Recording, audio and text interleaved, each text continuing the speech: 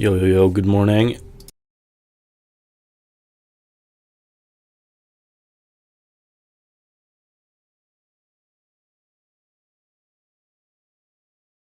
Yo, what's up, Calvino? What's up, Derek? So, the plan today is we have one tiny thing left with the caustics, but that shouldn't really be a problem.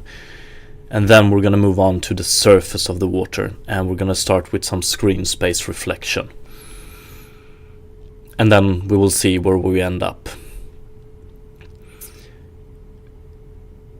Yes, so when I'm talking about caustics here, the one thing I want to fix real quick is we don't have any caustics on the outlines right now. So if I do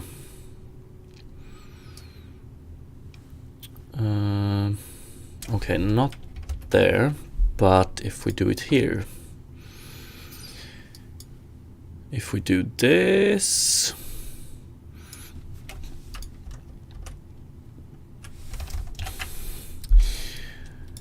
we can see here that we still have outlines. I mean, we're never gonna have caustics that looks like this,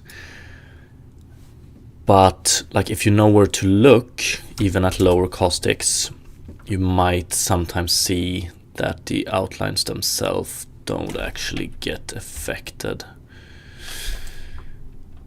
So yeah, I just want to fix that real quick. Let's put this one at 100 so we can actually see what's going on here. And the reason that we don't have any caustics on the outlines is because the way we're handling caustics right now is that when we read scene color, we actually apply the caustics to the scene color, and scene color and outlines are separated at this point. And the reason for that is that we want to be able to, we have some special cases where outlines are located behind something but in front of something else. So it won't be enough to just do this when we calculate the caustics or draw the caustics. One straightforward way to do it would be to also blend outline color here. So we could just read this, calculate caustics value, calculate a second caustics value, and blend it with outline color. So that is the straightforward way to do it, and I think it would give a correct result. But I'm wondering if there exists a better way so that we only need to calculate caustics value once and we only need to blend it once. We will see. We'll see. Good morning, Geralt.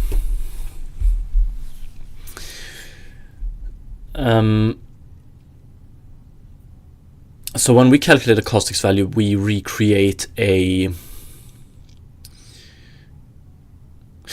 but then again, there exists a very specific use case where we would like to blend it twice. I'm gonna show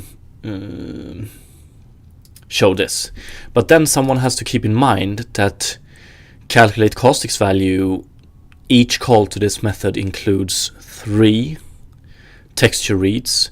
So like we want to bring this, we would like to do this as few times as we can. Maybe that we can lock something behind. If we have high water quality on, we do extra caustics calculations. If not, we just do one. So let me just show you real quick the special case I'm talking about.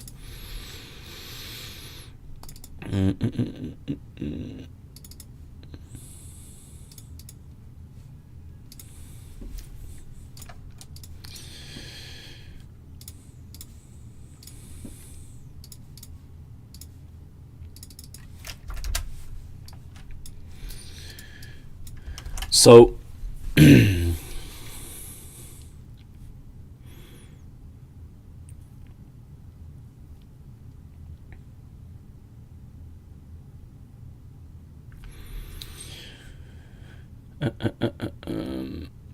Okay, I think I'm just gonna visualize it like this.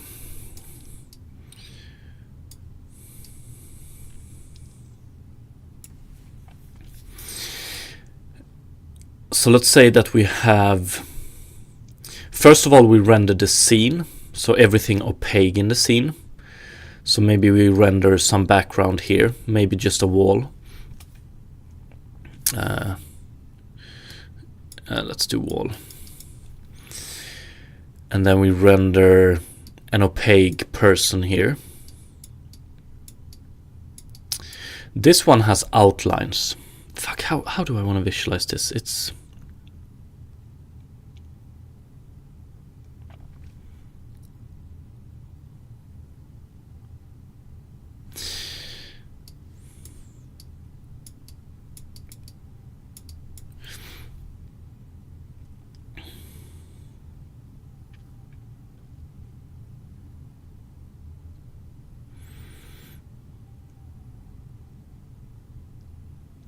Maybe this is not the best visualization.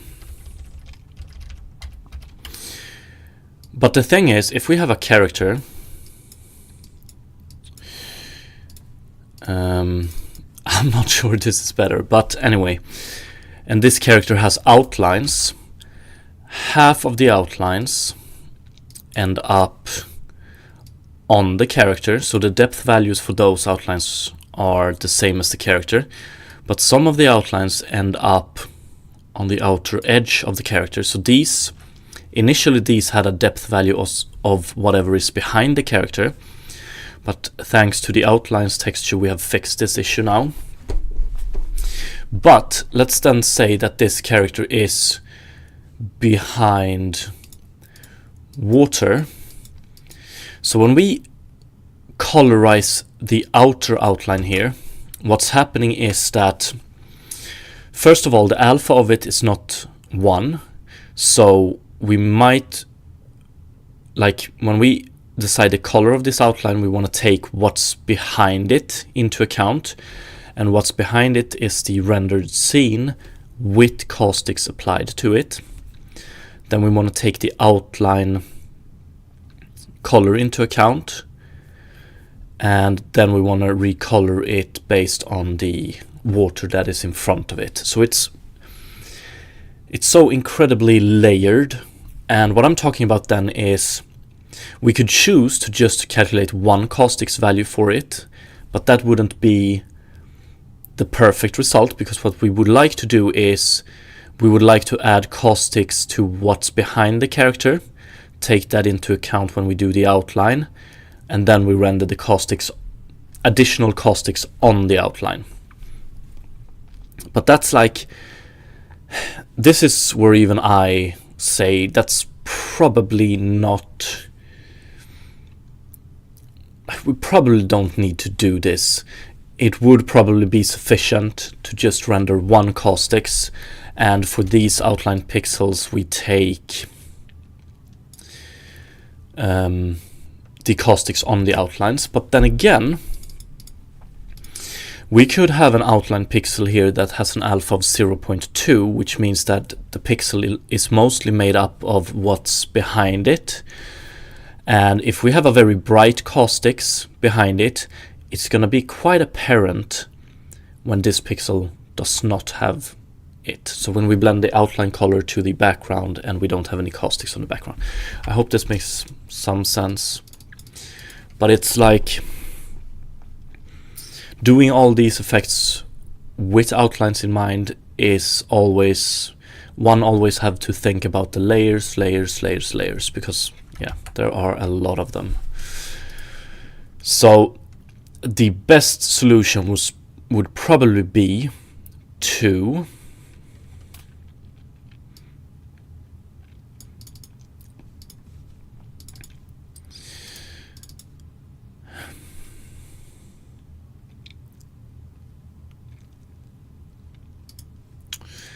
do this twice as well.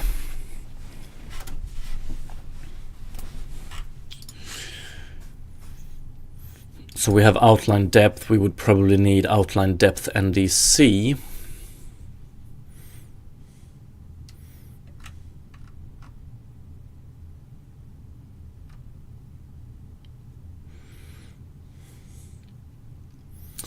Okay, let's go with the crazy solution first, because I think that one is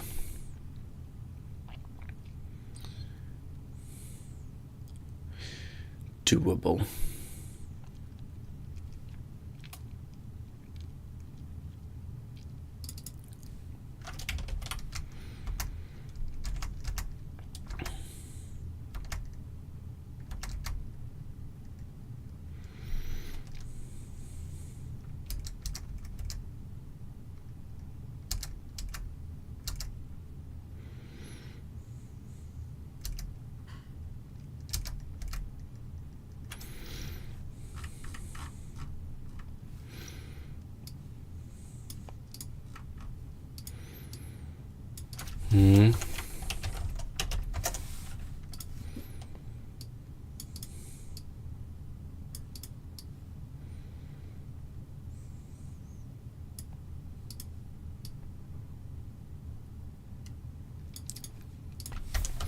We probably want one that is blend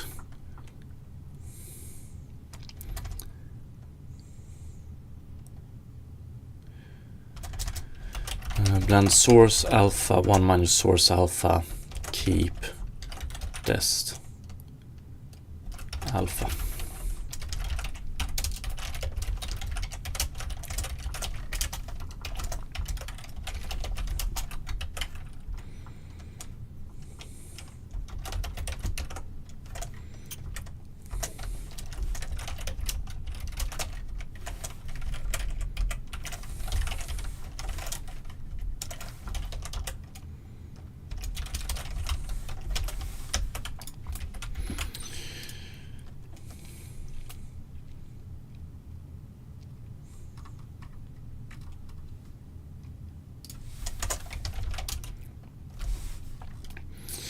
Then again, scene depth NDC, we use it to calculate scene depth in world space, or in view space, and scene position in world space. That's all we use it for, really, I think.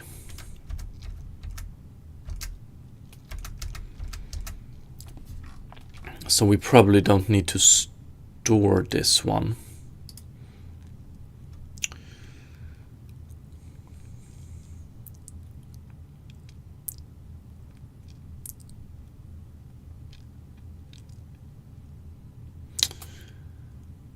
One sec.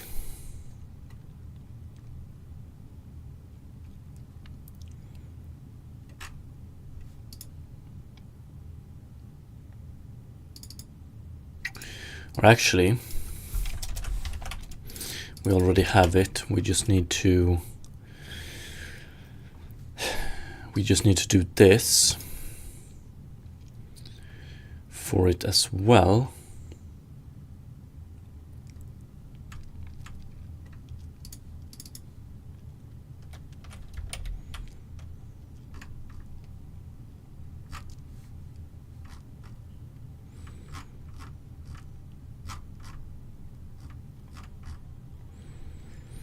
But the more I think about it,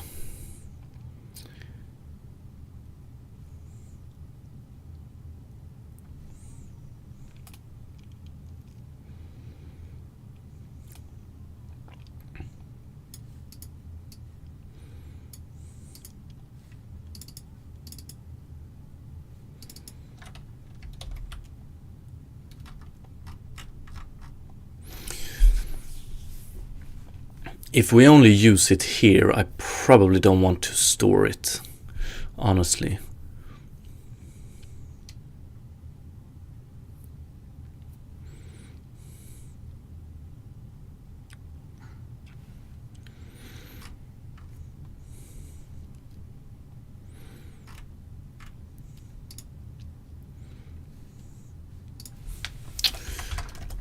But we're gonna do this.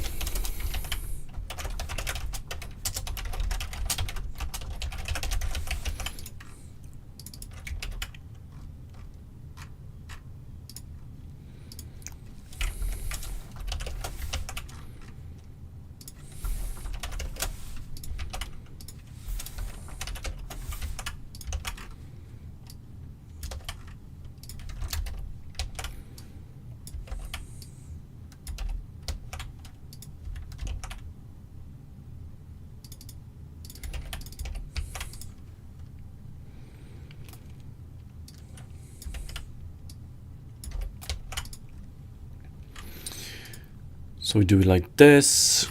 We probably want to do, let's see here, scene color, outline color.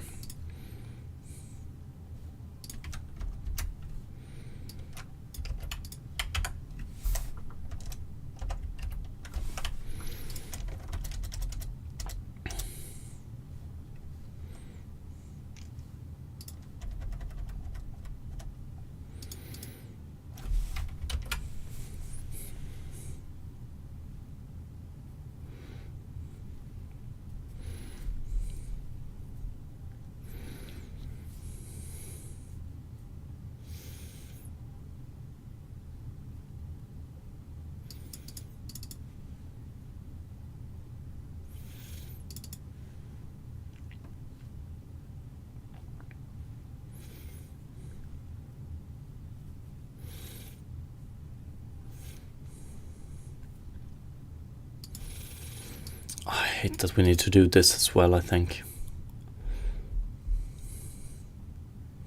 If you want to be able to handle shadow on outlines as well.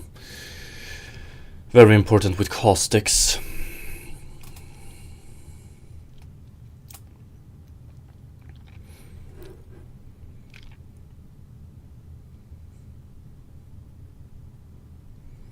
Let's wait with the shadows for now, and we're just going to do this. So we calculate the outline and it's C, scene position world space.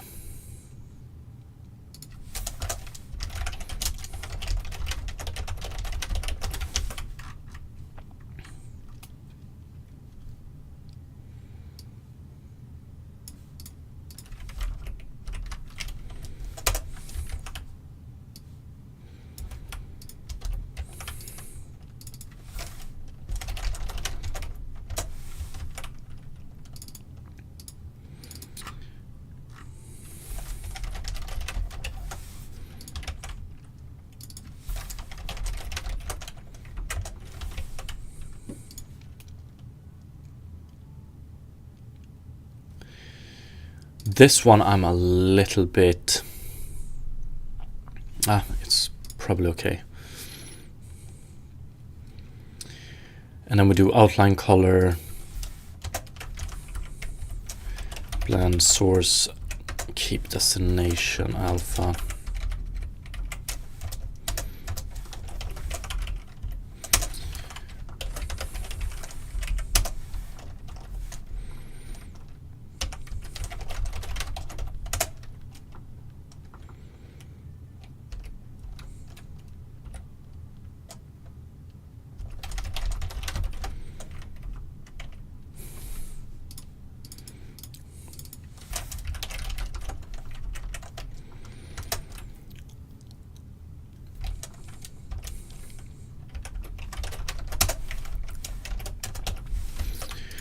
Something like this.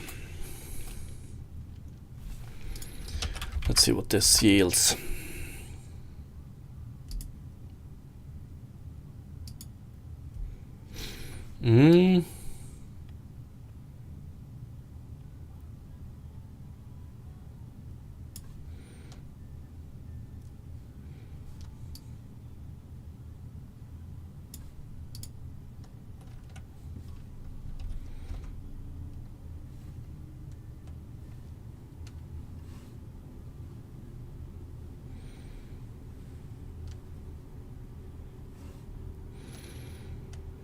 I think that's it, and we actually get... Do we get the shadowing as well? Maybe we do. Let's do...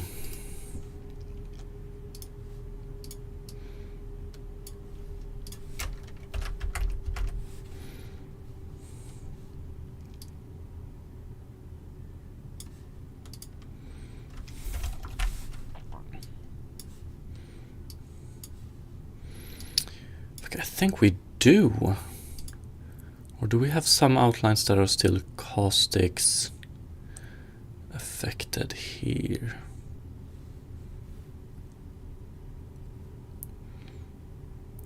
Yeah, what's up, Blue Pin Studio?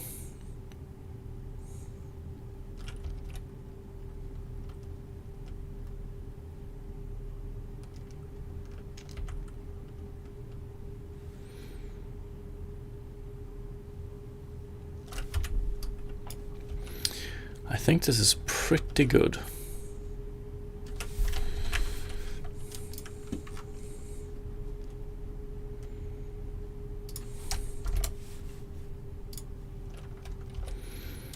I mean, it's a minor detail, I don't know.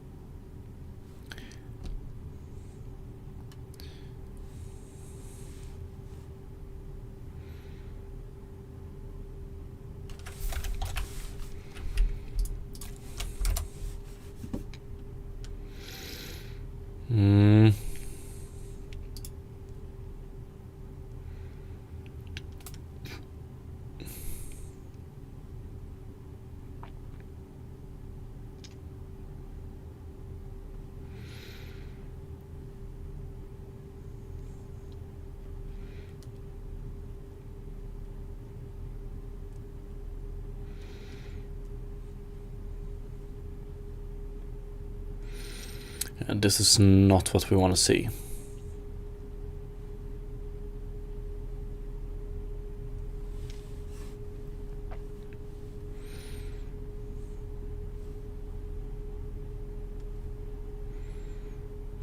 Or is it?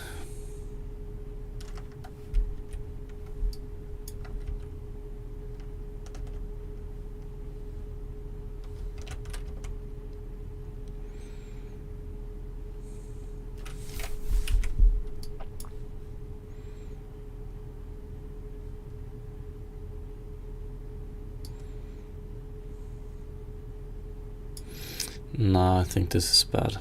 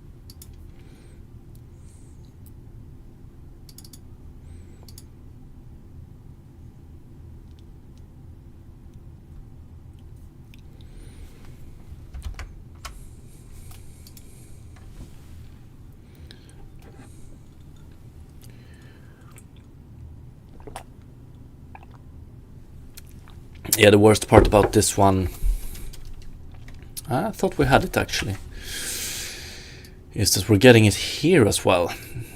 That's weird.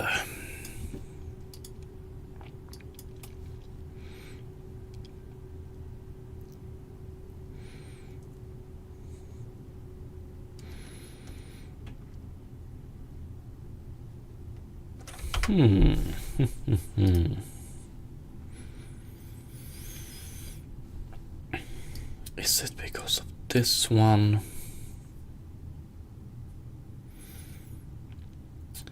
I think it is.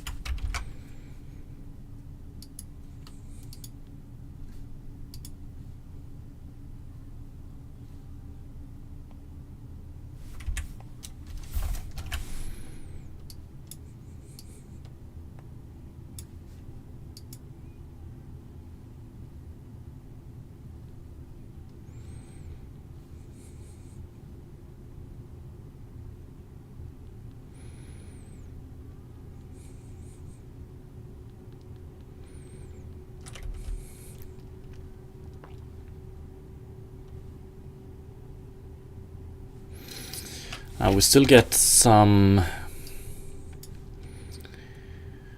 caustics affecting even though it shouldn't.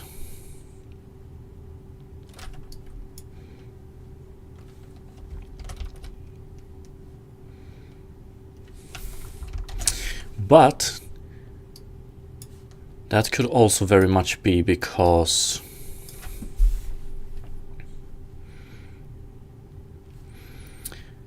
of the caustics texture not having pure black. That might be it, actually. Yeah, I think so.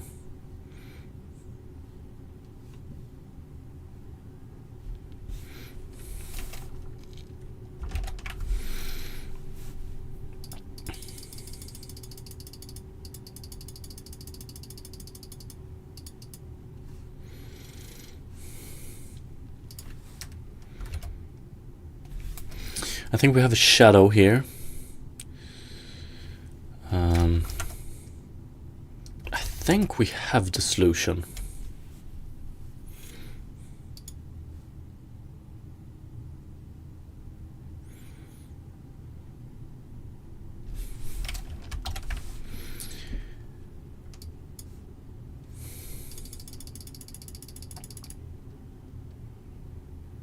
Fuck it, let's do this.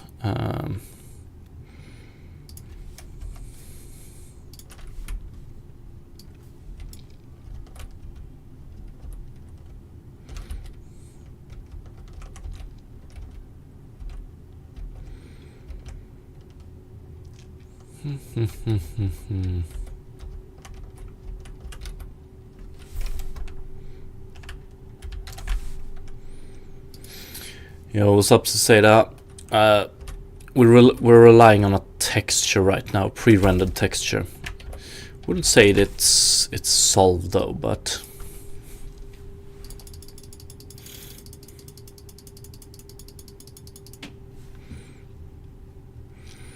we can bring this one as well.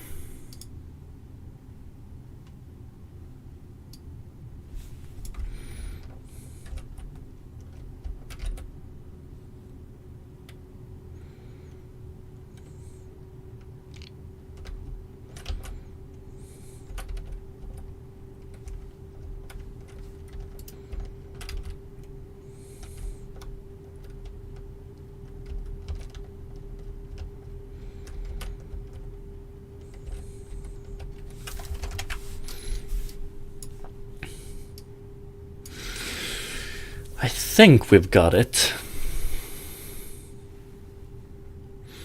So that looks pretty good. Yeah, I think so as well.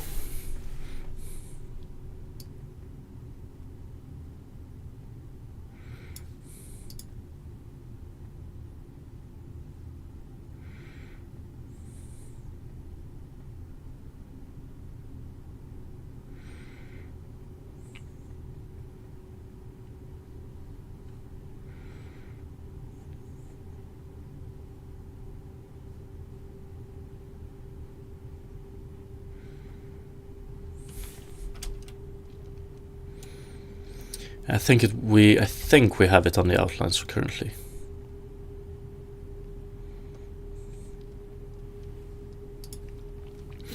We're just trying to get the caustics to transfer accordingly to the outlines, and I think we have succeeded.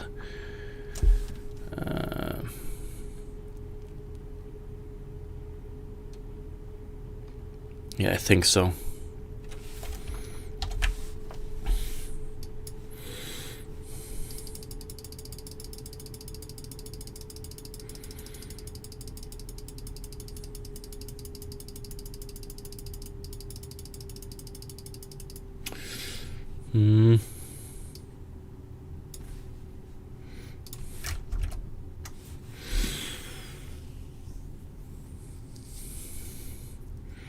Still wondering about this one.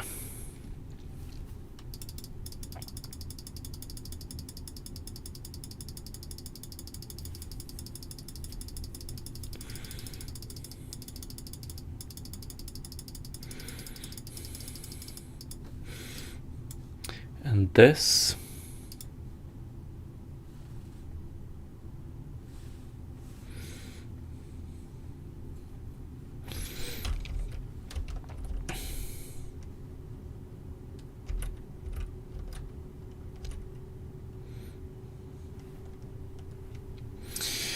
We're using MSAA? No, we're not. Okay, so here it's extremely visible that we actually get it on the outlines as well. But I'm wondering, what's up with this?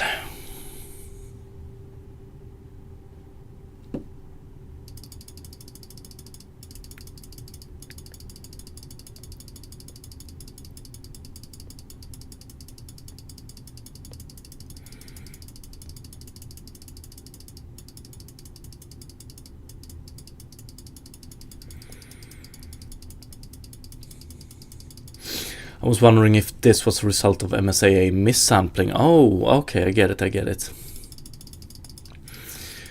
Now we don't use MSAA right now.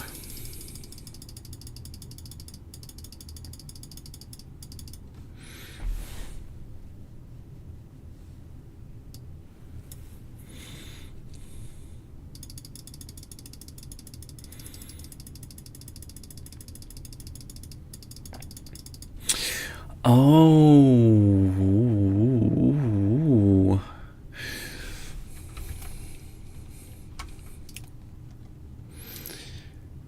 Oh. Okay, this one might screw things up more than I initially anticipated.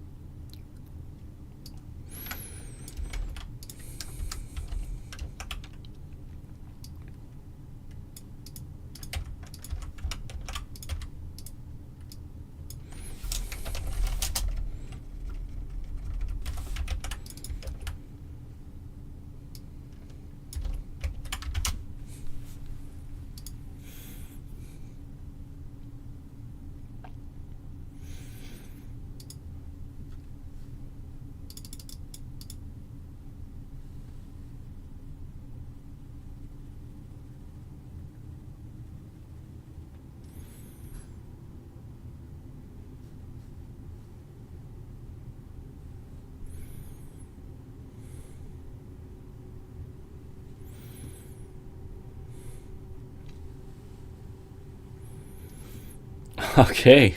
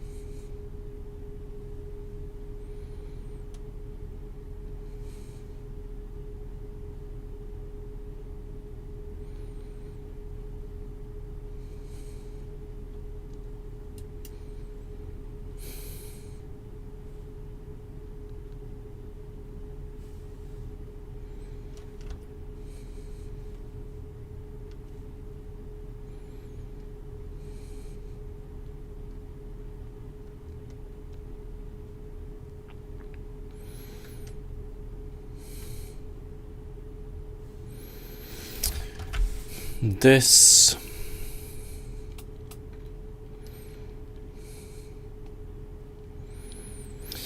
yeah, the shadowing is gonna be wrong.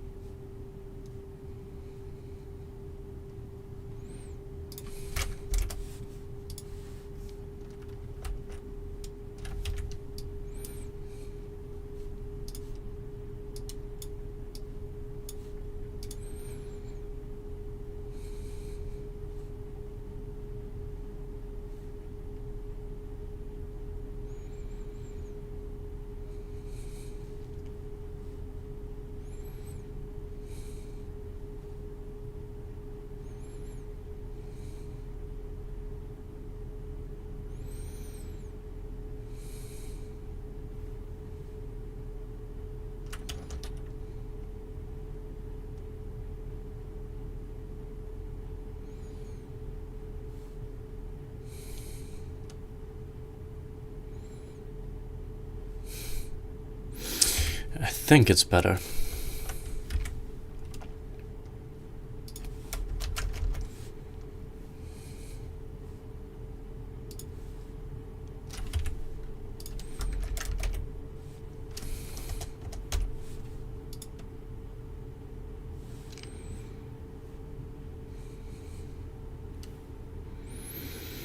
I think it's a little bit better, actually. I think we're gonna leave it like that for now. We're just gonna clean it up, and then I need to commit it.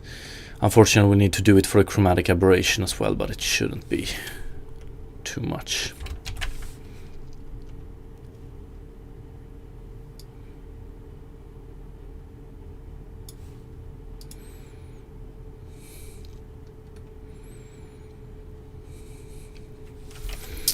I'm also, if we take a look at what do we do here? Oh, we do time-wise 0.75.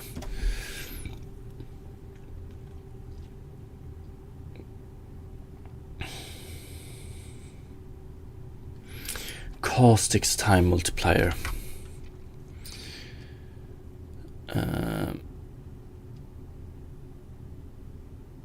Macro time multiplier 0.1.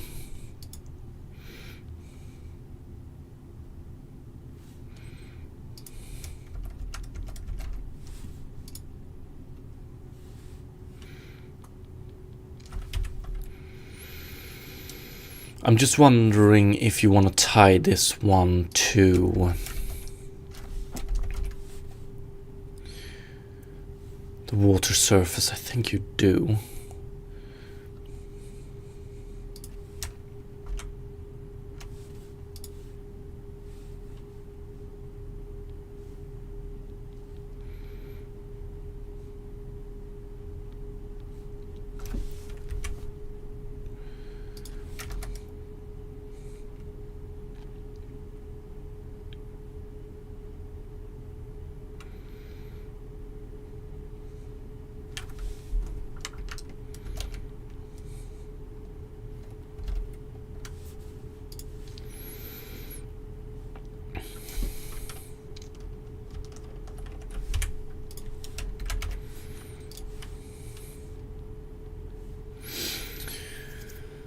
Okay.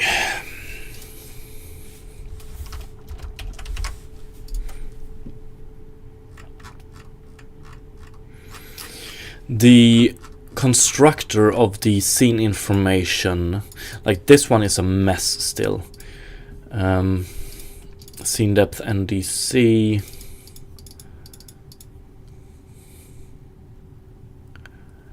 Let's do it like this.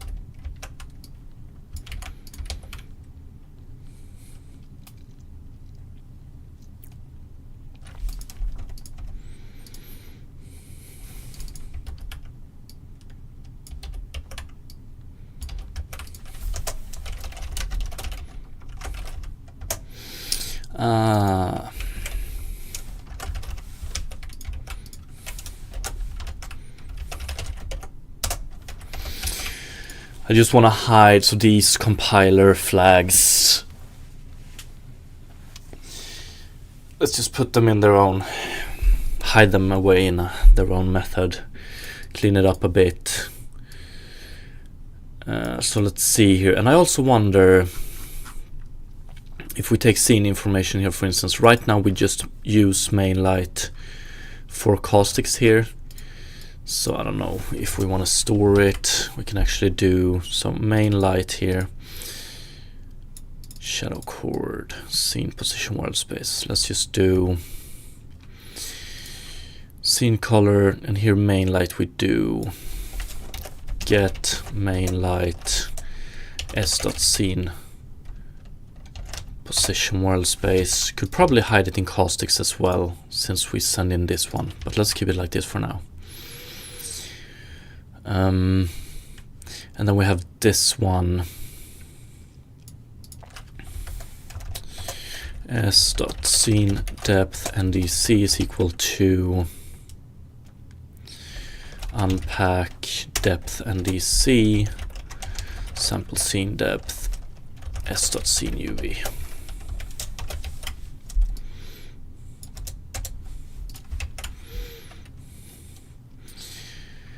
And then we have outline depth ndc.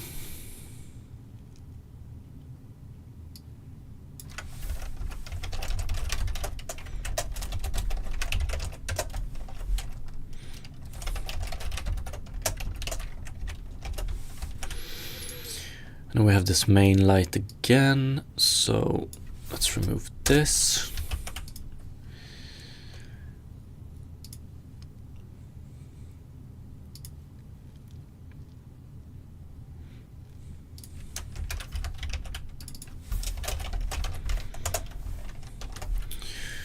Get main light, and here we want to send in s.outline position world space. Yo, what's up, PG King? Good morning, good morning.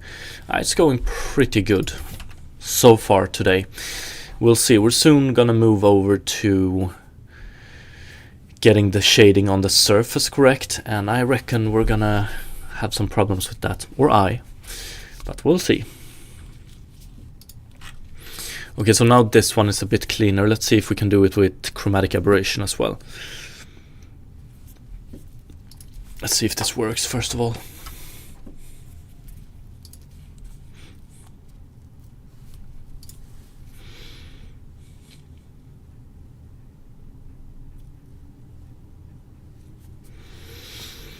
I think it does.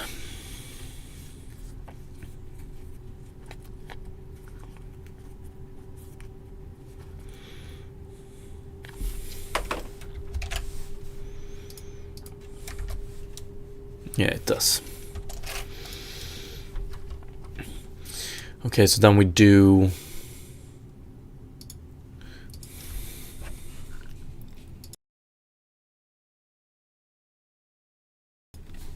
King, the water is looking so good right now. Thank you, appreciate it. Yeah, we're starting to get there, definitely.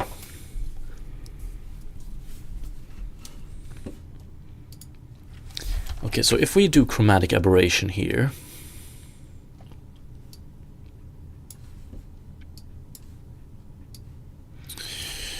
and then we do caustics 100, yeah, the outlines here are not affected. So let's fix that real quick, and then we can finally, hopefully, move on.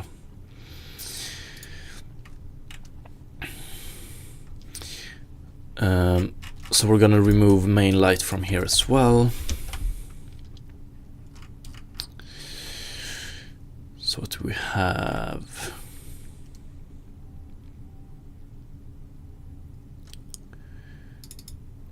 Scene depth NDC here, sample scene depth.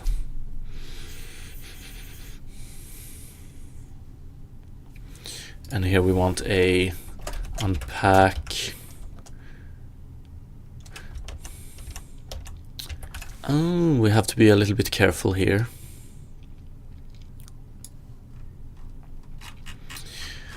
Because unpack depth, so 0 to 1, yeah. We're probably gonna have to do this.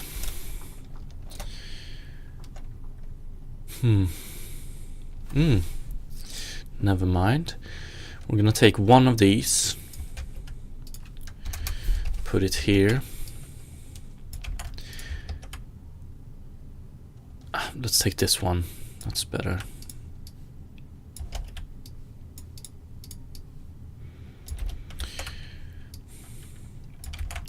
And then we do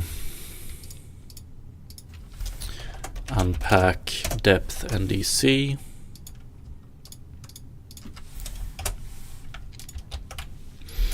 And then we can remove this block. Then we have shadow screen here. We don't care about main light, so joink. And then we replace this one with get main light s.scene position world space. Then we have outline data. What do we do for outline depth? We do max. Oh, fuck me. Ah, no, it's correct. Never mind.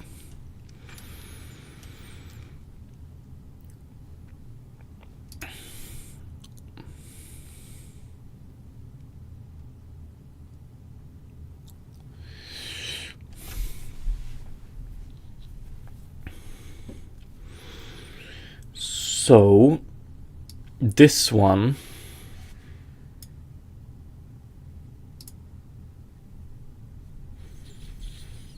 fuck, I want to do this. Util math min max. Okay, I want to add a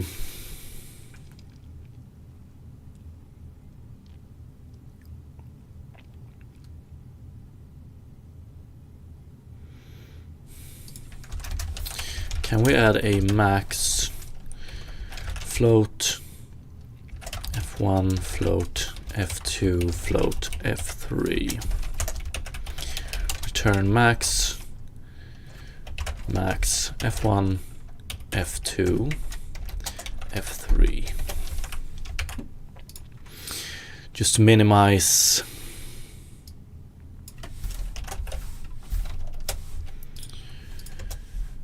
just make it a little bit cleaner, because I want to do something similar here, but we want to do max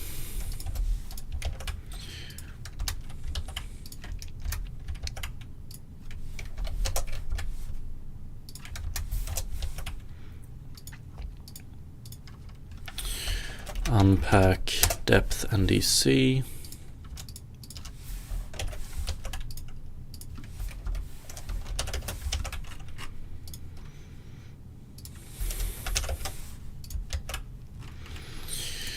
So we do this and we do this, and then I want to do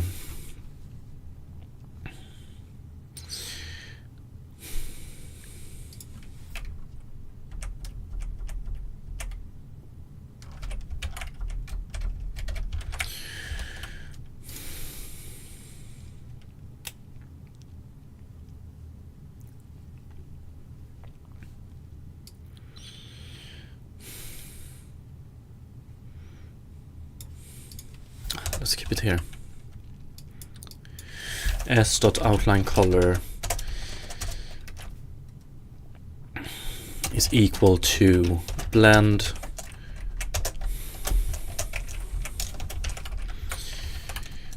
and we want to blend S.outline color with calculate caustics value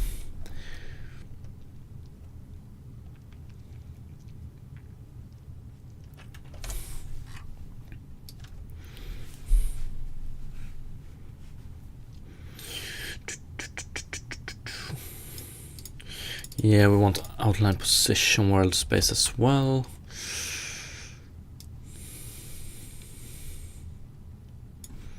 So this one would just take scene 3. Okay, I think I'm okay with that.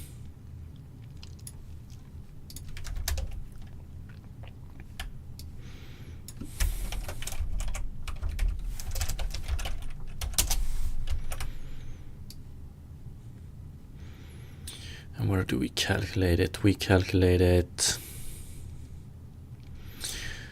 after scene depth VS. So let's do it here. Outline position world space, compute world space. We do S3. Outline depth NDC.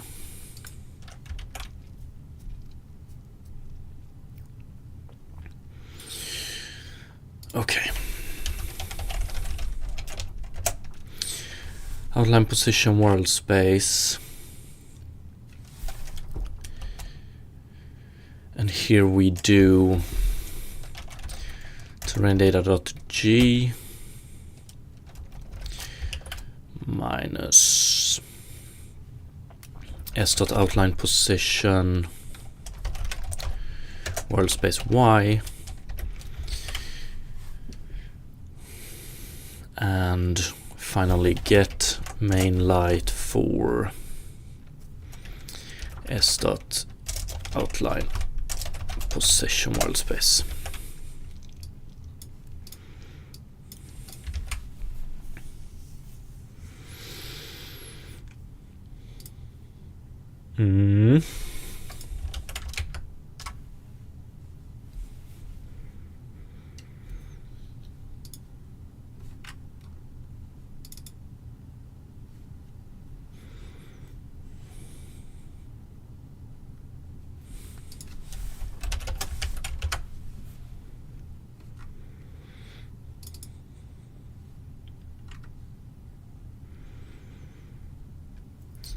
Terrain data. Don't we have terrain data here? Yeah, we do s.terrain data.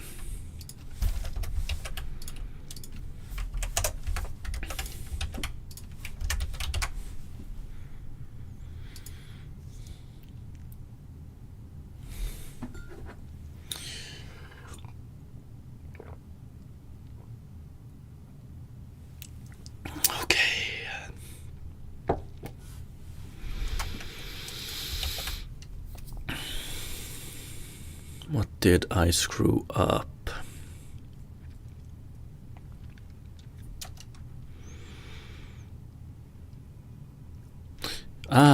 B maybe.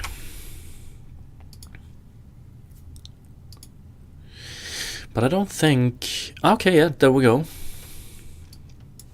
And we have caustics affecting this as well.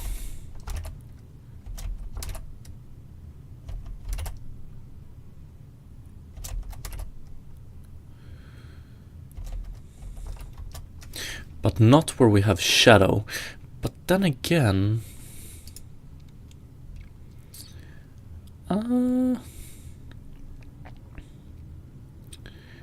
yeah, it affects it, right? Yeah, it does.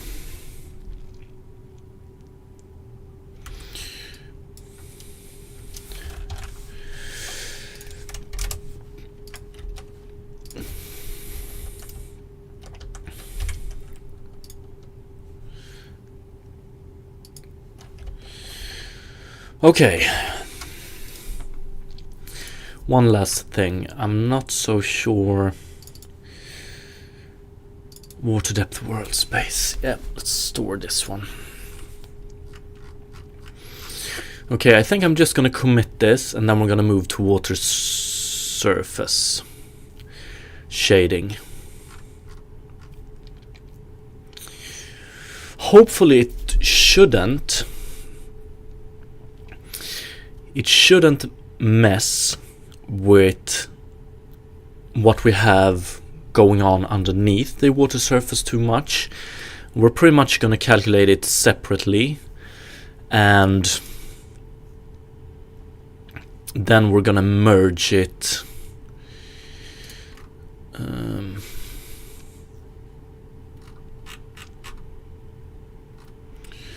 Let's see here. We have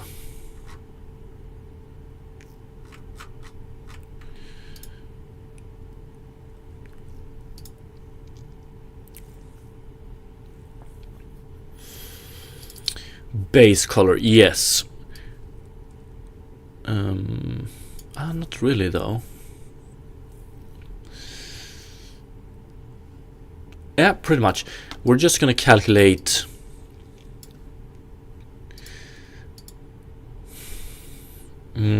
it depends on we're gonna get to it, but basically what we're gonna do is we're gonna do a hell of a lot of calculations for the surface, which are eventually gonna end up as a color, a float 4, and then all we need to do is we just need to blend that float 4 with all the calculations we have done for underneath the water, basically. So everything we have for underneath the water, it should be unaltered. I'm saying should, but we'll see where we end up.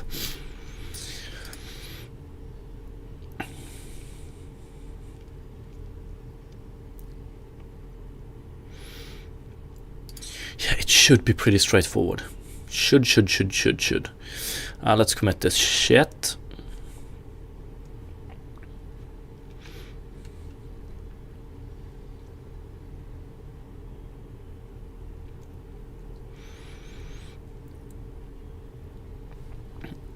But I want to add caustics time multiplier.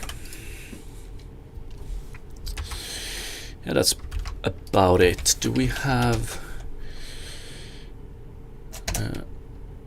yeah.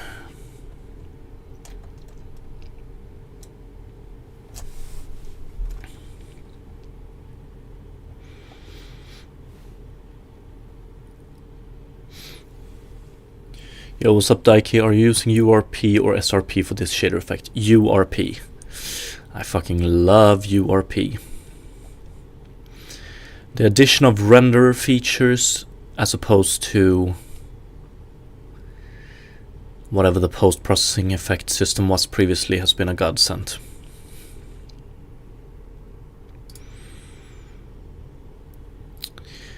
Use terrain data for refraction wildness. Yes. Fuck yeah. We're gonna leave this one to later. Do we have anything else? Switch default, blur level, whatever. Calculate lighting, mix fog. Yeah, let's commit this.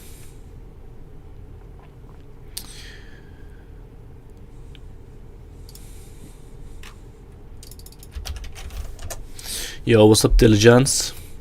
I appreciate that title, Shader Man. It's pretty cool.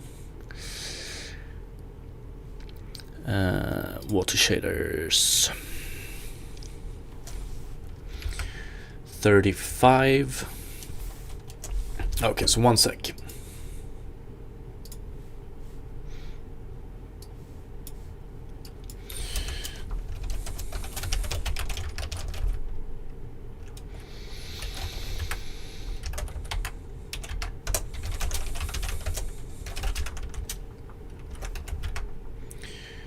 Shaders, environment,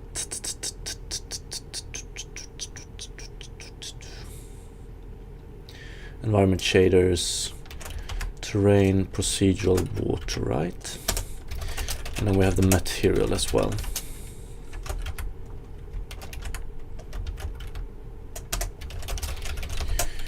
Okay, and I'm gonna call this, we do switch to texture based caustics related to 35.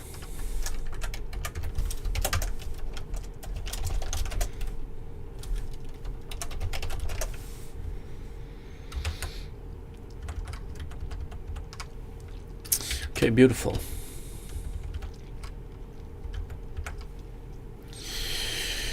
Okay.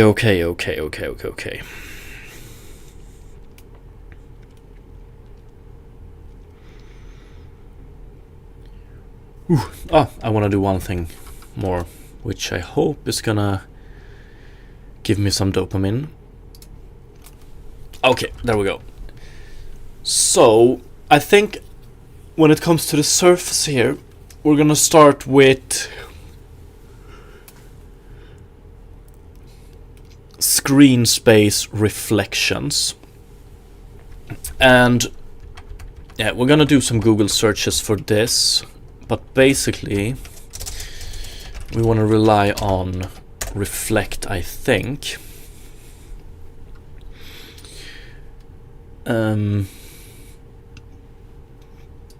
So we have a view vector getting in, then we have the surface normal of the water. This one is already affected by both the geometry itself and a normal texture which we pan.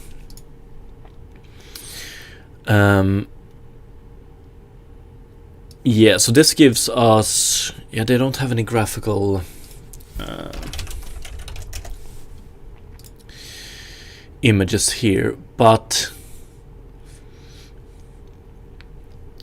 I see we're gonna get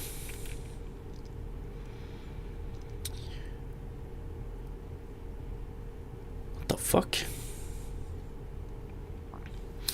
I think we can get a, if we do refract. Fuck, didn't we have a good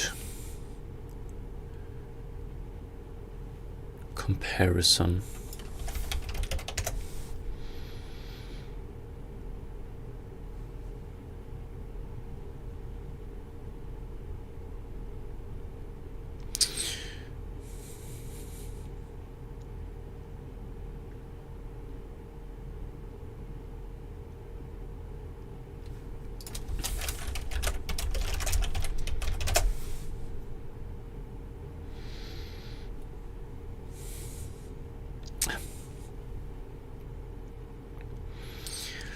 Something like this. We're gonna get a reflected vector, yeah, and then we just need to figure out how we're gonna convert that one to a proper UV for the scene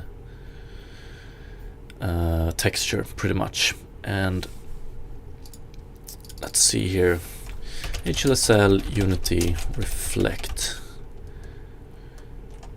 color texture.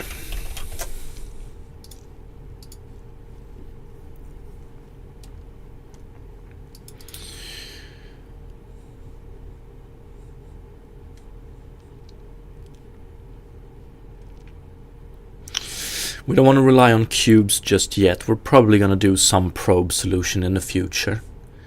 I'm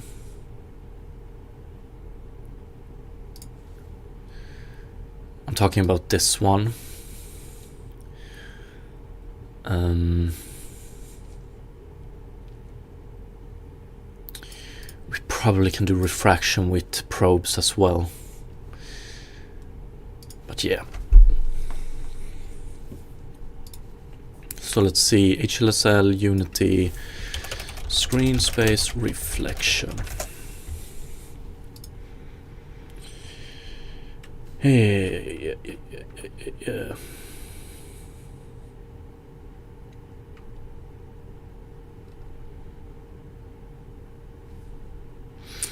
Iteration count.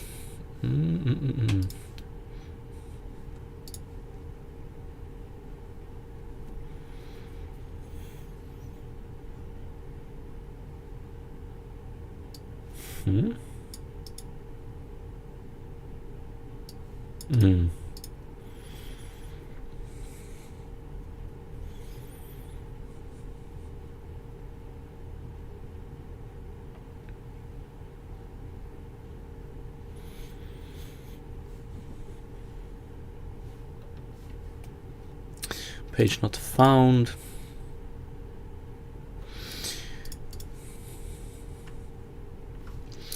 Page not found, I suppose.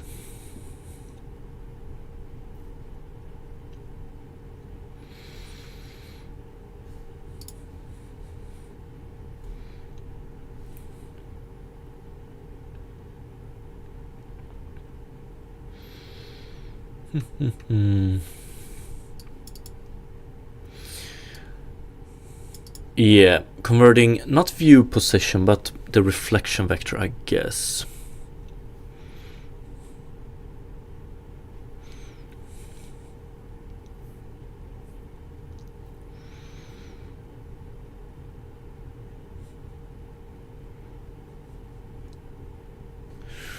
reflect. Here we do the reflect.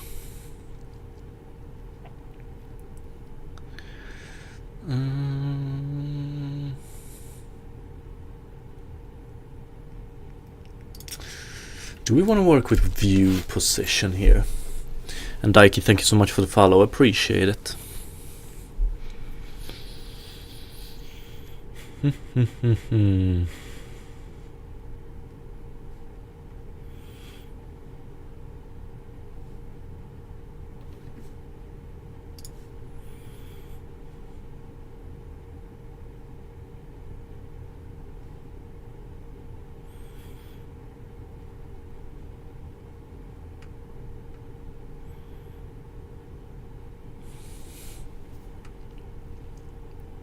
Okay, we're getting closer here.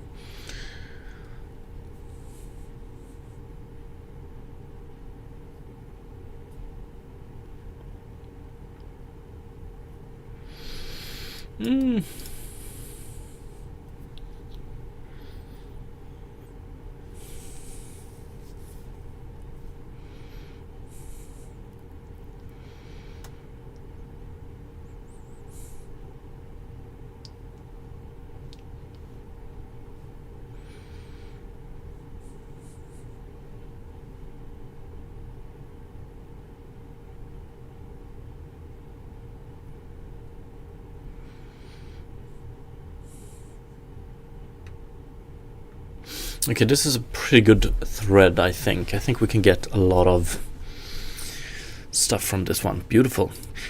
But 256 steps by Ray marching. I don't think we need to go overboard. It looks beautiful, actually.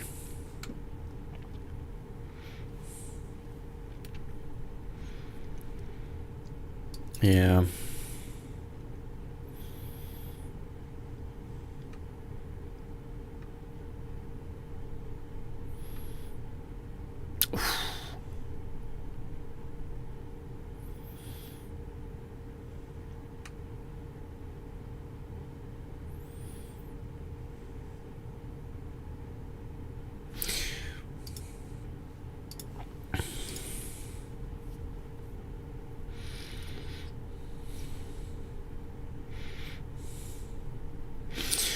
Wow, this is old as well.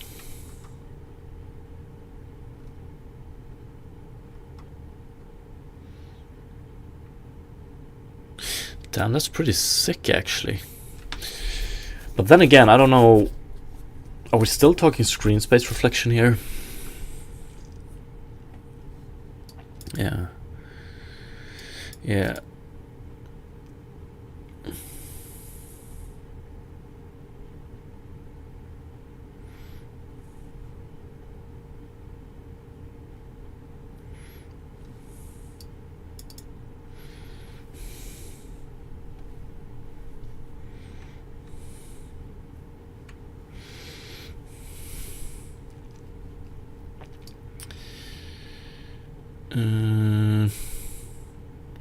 Not too sure about this.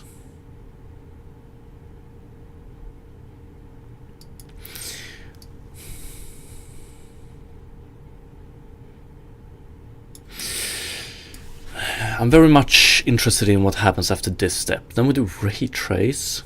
Maybe, if we want to avoid... If we want to remove some artifacts, I guess. But then again...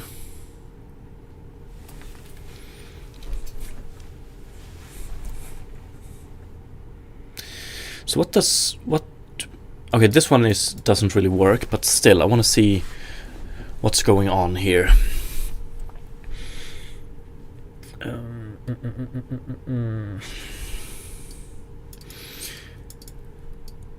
So we do screen space position plus reflected, which is the reflected vector. I guess we want to change X and Y here. I don't know if we want to change Z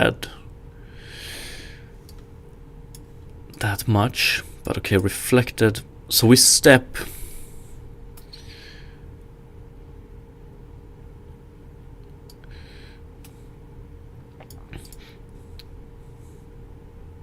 like I guess it like if we would okay, we can either do the assumption that this one is normalized, but I'm not. So if we normalize this one after the fact, then we get a reflection vector that points in, so the light gets reflected in some direction, and it has a length of 1. So if we do divided by 1,000 here, we get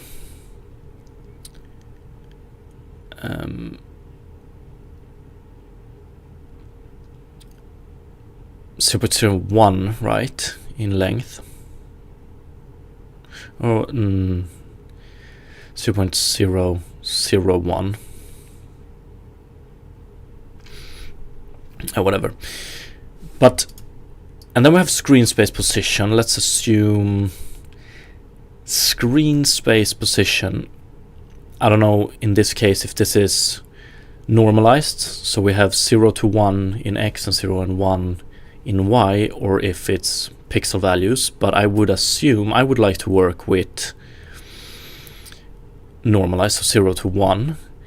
But then we also have the fact that we can have different aspect ratios, so we would have to take that into account.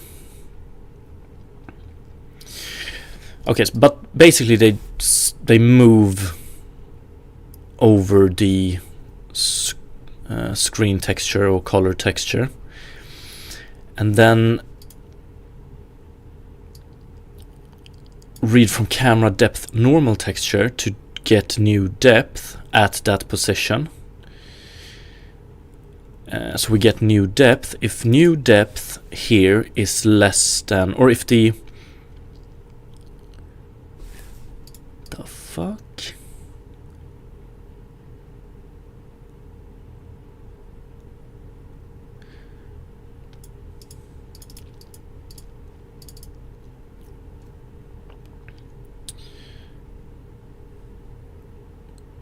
Okay, so we get a new depth position by doing this because we're basically trying to traverse in 3D.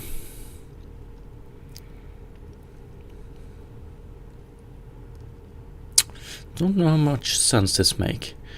But then we want to check if the depth for that pixel is bigger than this one.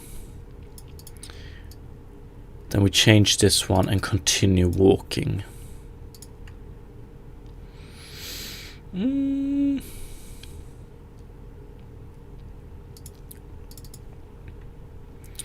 Okay, so after all of this we get a screen space position. What do we do with this one then?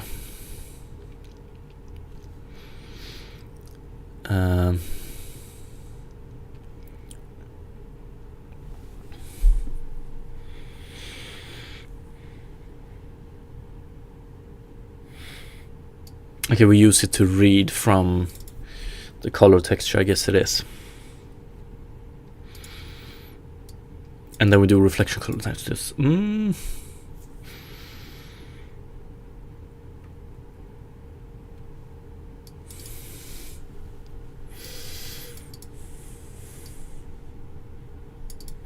Yeah, exactly.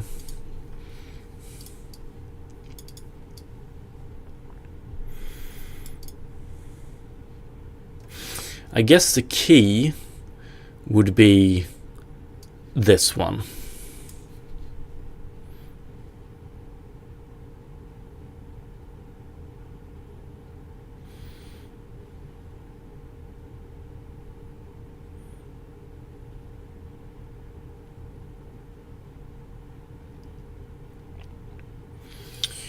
Still a little bit uncertain.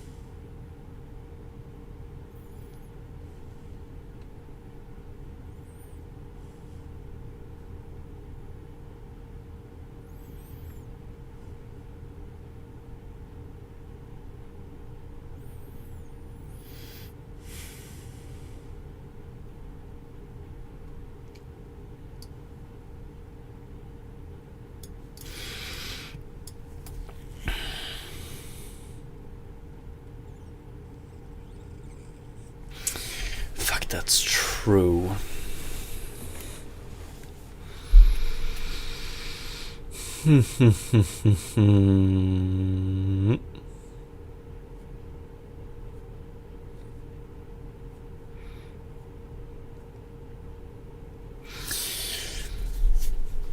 I haven't really thought about this, but having a normal texture of the available scene is extremely useful for multiple different effects, which we're probably going to use.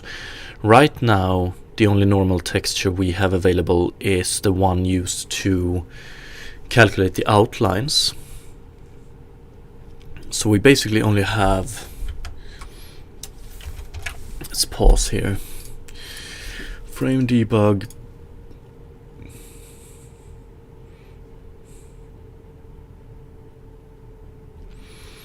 Where do we have it?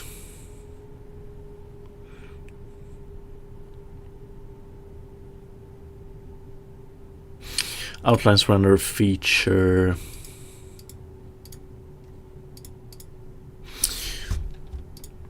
So we only have this one right here. I'm wondering...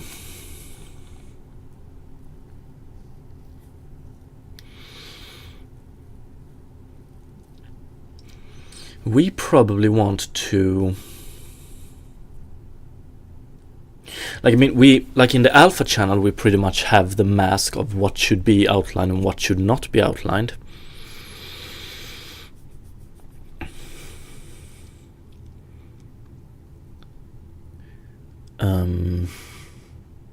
I wonder if we can pack the rest of the scene normals into this one without degrading the normals too much.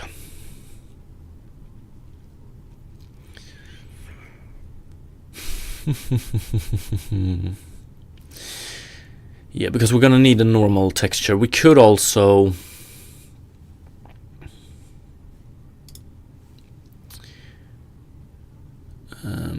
enable, or do we get that one by default actually?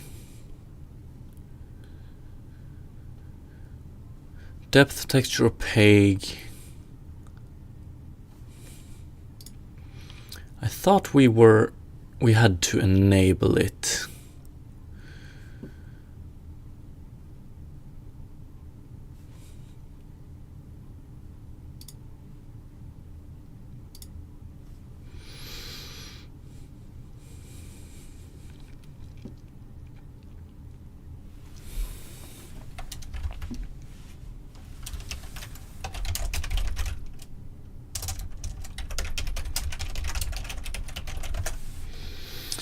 Haven't used this one in...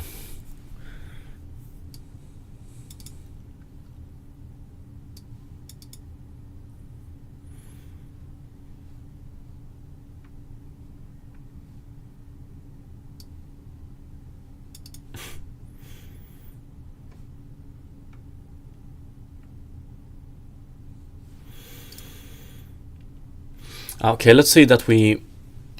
If we need... let's say view space normals packed into a texture, we can probably do it in the outline data. So this one, because I think the alpha channel will take care of demasking in the correct way. But that would mean that this one is no longer just an outlines data, but also normals. And then we're gonna have to add a second pass to everything. Should be okay, should be okay.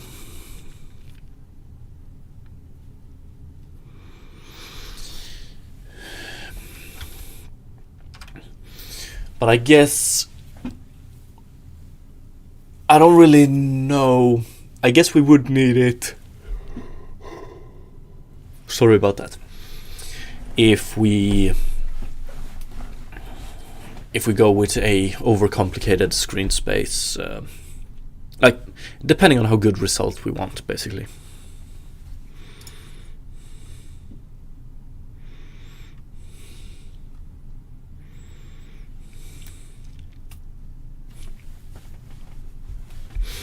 Mad props indeed.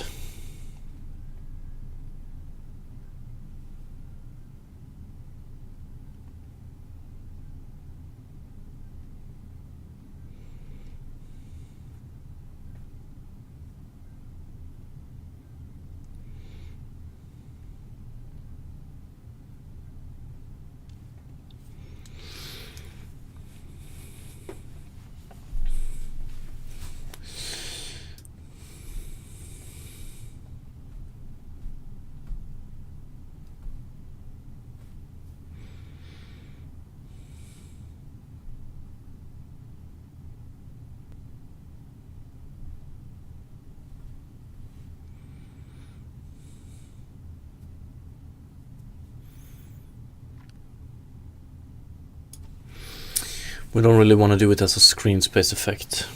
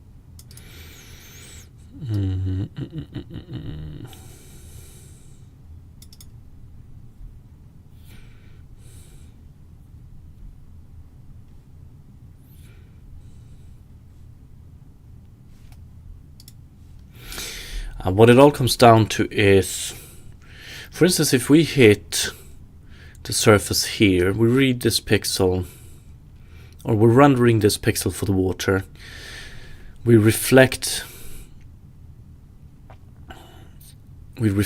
it, so we get a reflection vector. Then we just need to figure out like how far do we want to travel with that one. The problem being, like, when should we stop?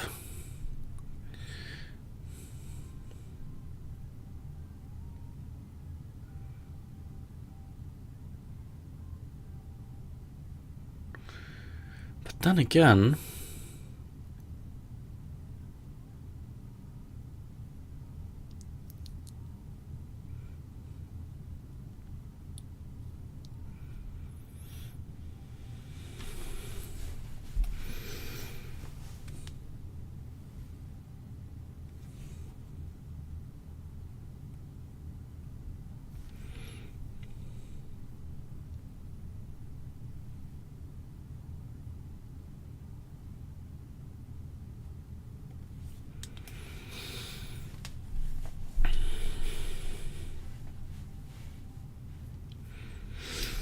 it's pretty much the same problem we had with refraction, but we need to have a different rule set. And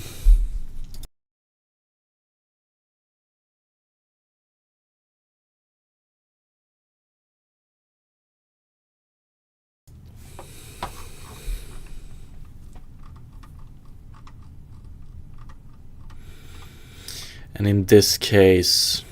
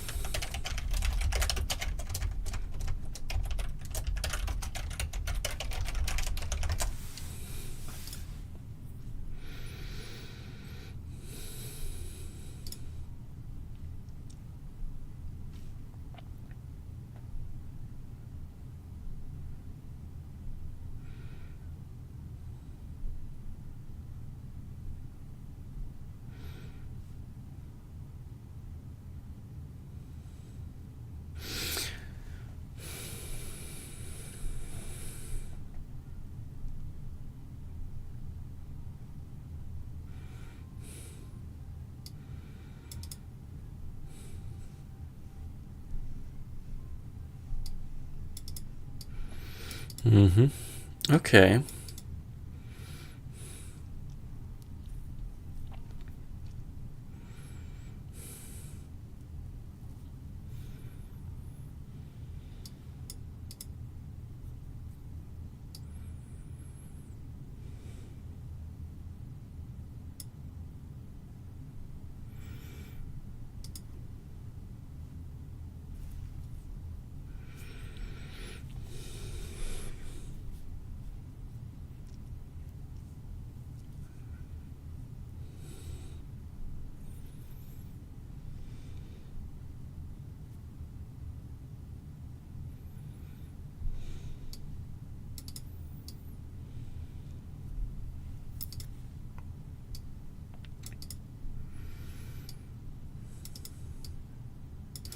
Okay.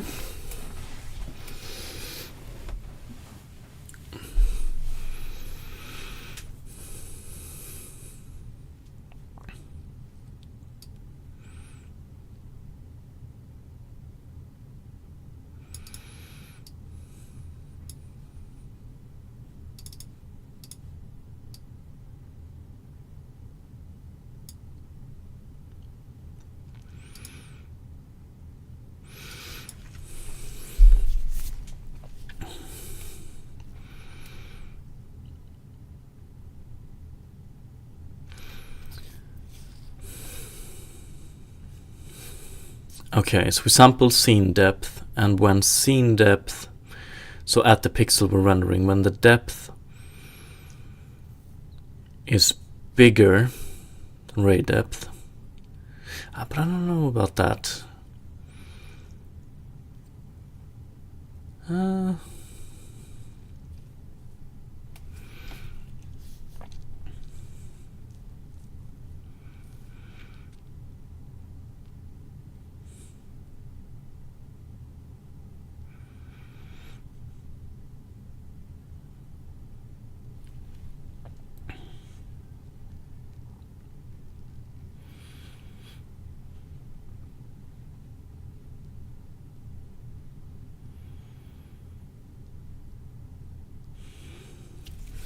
What a good write-up this seems to be, actually.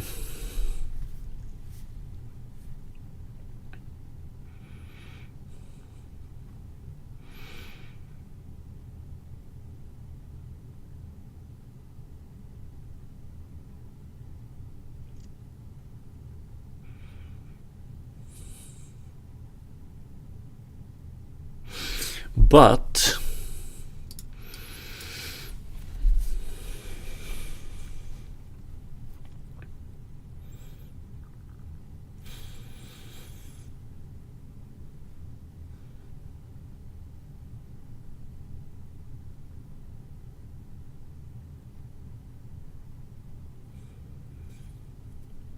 I'm not entirely sure about this one still.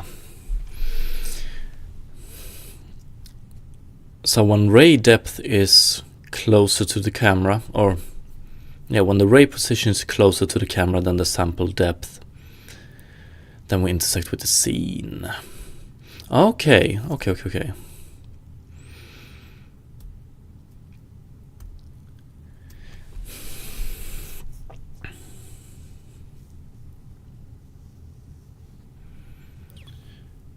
Maybe.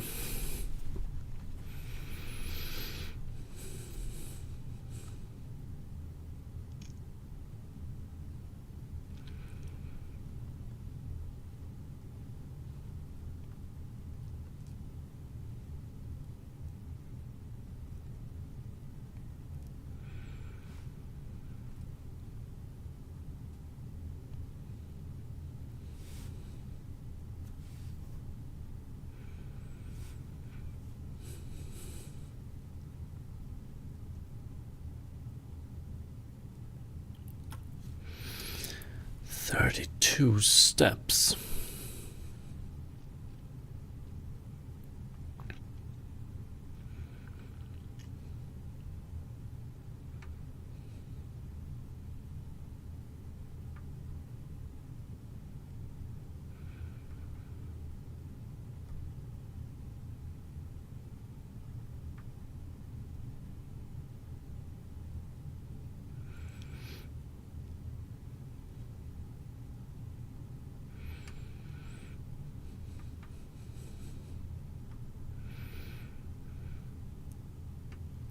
Wow. Yeah, we're probably gonna put this in its own shader.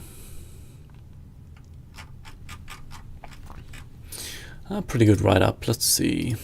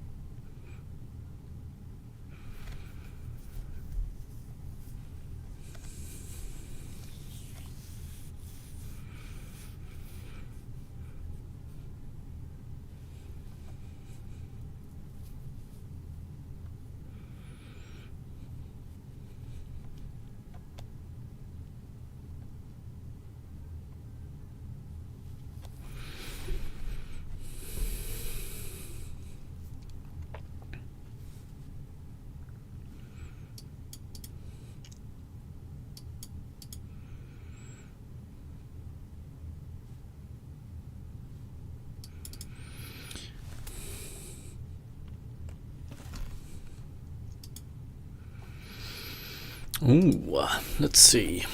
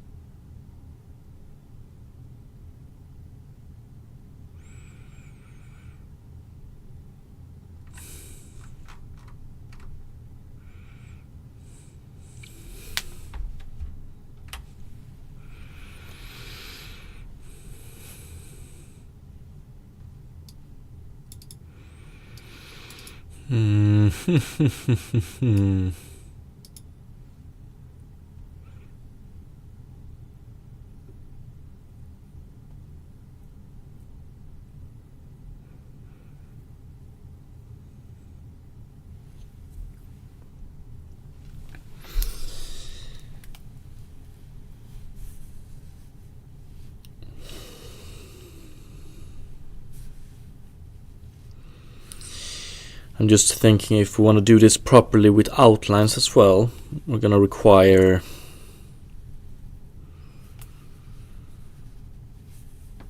an additional depth read, I think. We could even improve refraction with this one, I guess.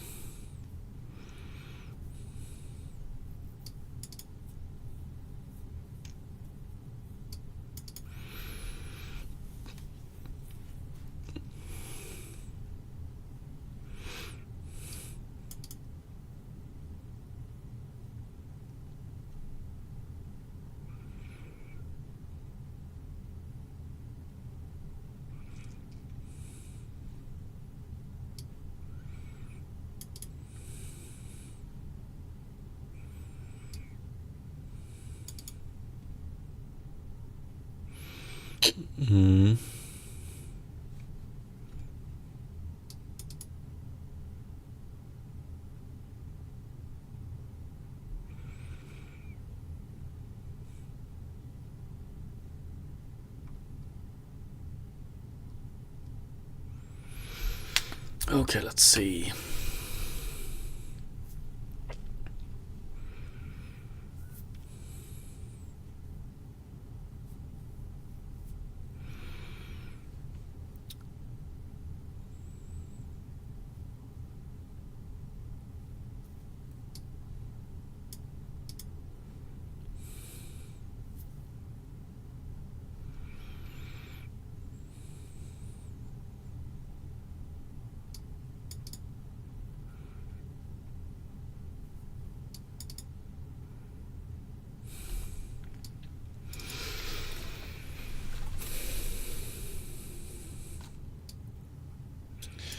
Camera space.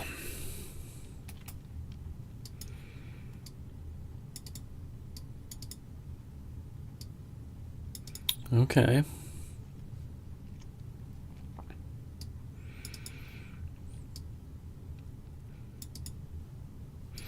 All negative values.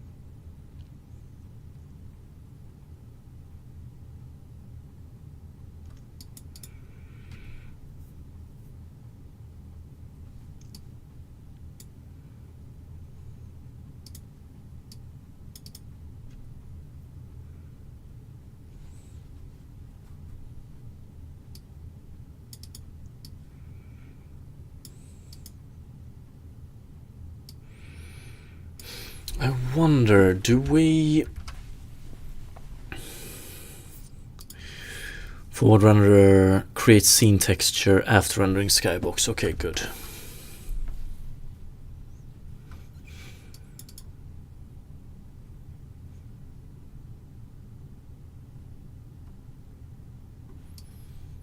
What the fuck?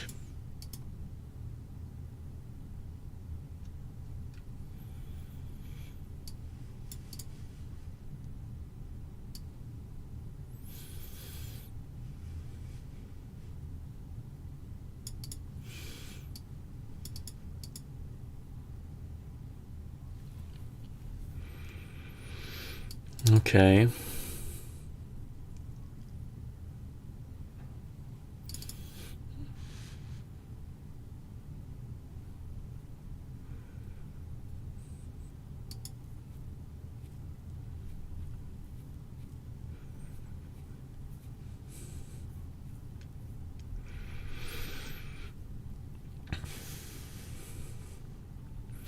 Okay, I wonder if I'm gonna do this. I'm gonna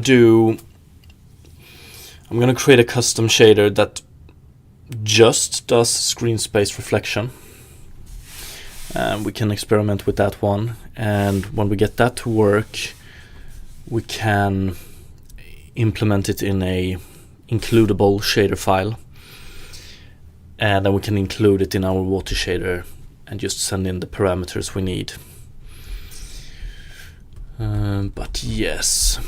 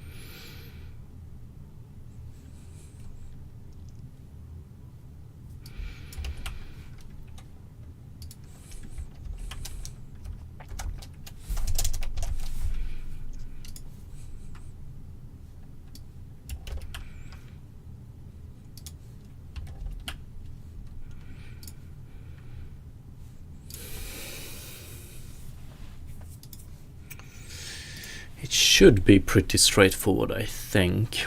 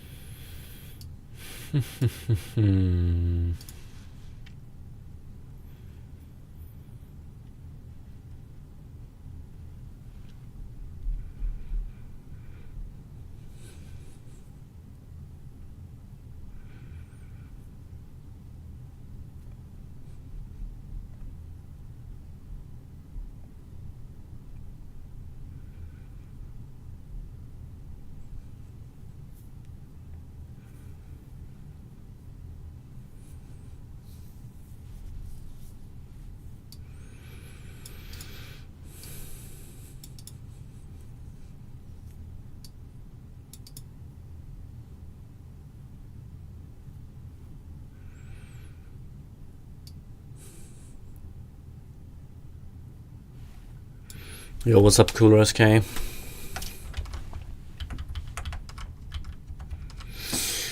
Interesting.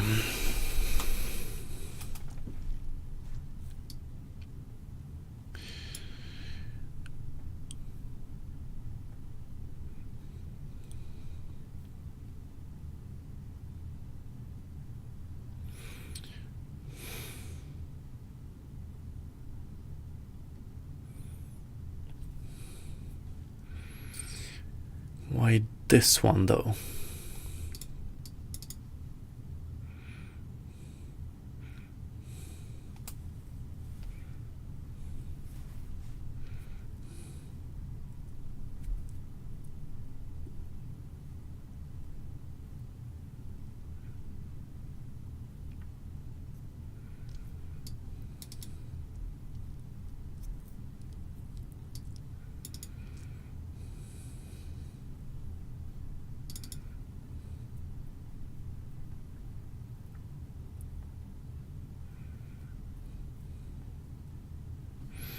Mm.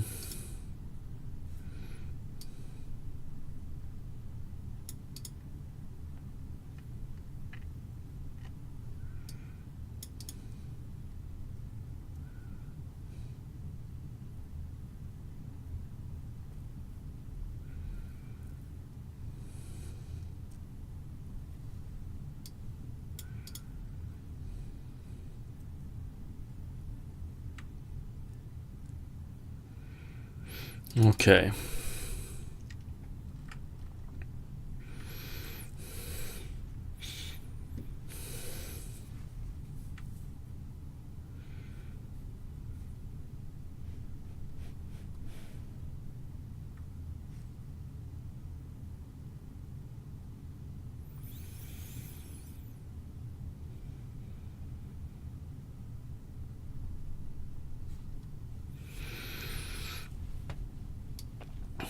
Camera space, camera space.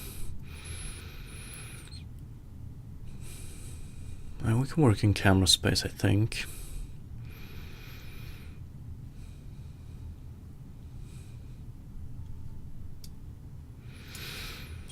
So it calculates the camera space location of the ray hit, and then we need to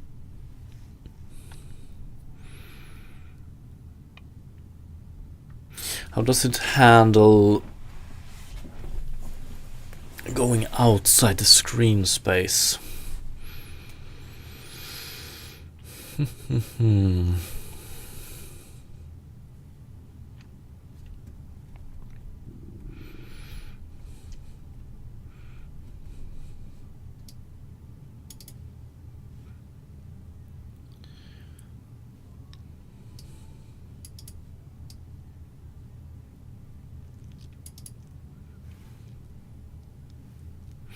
Yeah, I fucking love this teapot.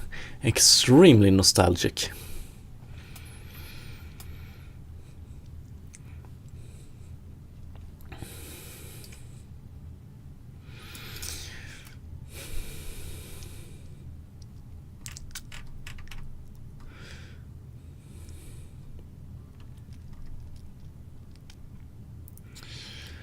Marching, marching, marching. Okay, I think I have the gist of it.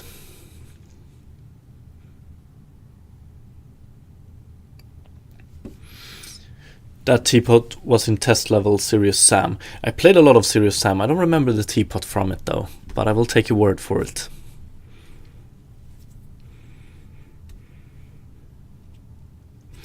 Okay, let's do it like this then. Let's disable this. And let's start over here. And I wonder, let's add a plane. Let's put it at 0, I guess. Maybe at 1 actually. Remove the collider. You probably didn't visit test level. The easiest way was to load it was through level editor. Yeah, probably not. Yeah, let's put this one at 1.01. And then let's add a new shader.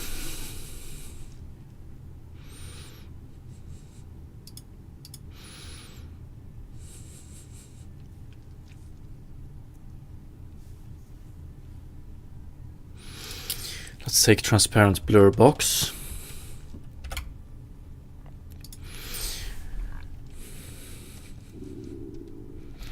Pure screen space reflection.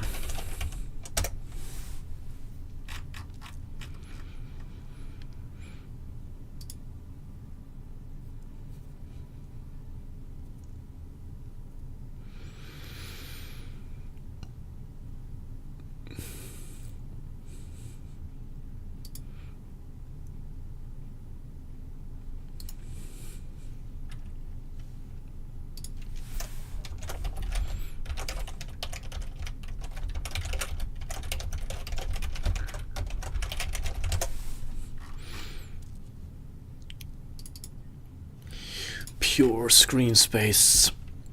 Pretty cool name.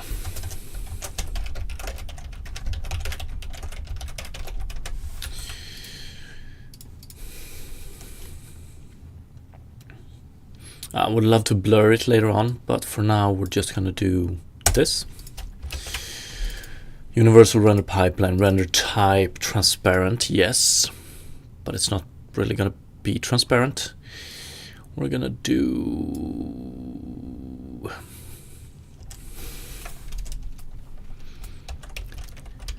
blend.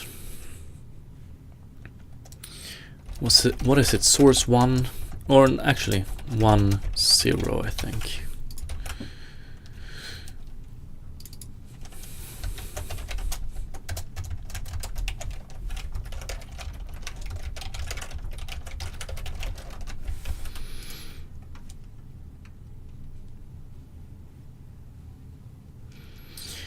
I don't care about this one. I really need to go through all my shaders and use a uniform naming here. I think I like long names. I like to be descriptive.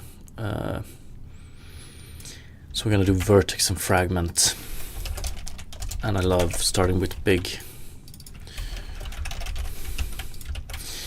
As core, yeah, we need a depth texture. We're probably gonna need a lot more than util, blend, and math, but let's start with those. We don't care about this one. We don't care about this one. We're gonna start by just doing this on this scene. We don't care about outlines initially. I'm a little bit afraid of how including the outlines is actually gonna work with this. I'm starting to rethink, but to properly call, like when the character is within something, like within water, we need to separate them to get good calculations right. Cooler SK. Let's see if I remember this. It was like a temple with a long hallway. Big teapot model spinning above each. I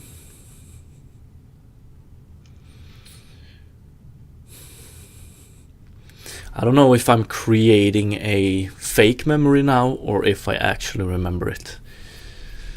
But I don't know. I remember us playing, like we played Serious Sam on some LANs, and we did it. I think we were teenagers and had started doing like level editor stuff and random shit. I'm actually gonna have to ask my friend.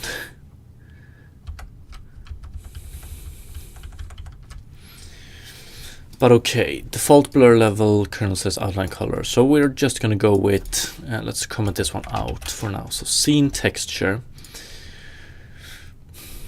Position object space, normal object space. Don't care about color. We can remove this one for now. Position clip space.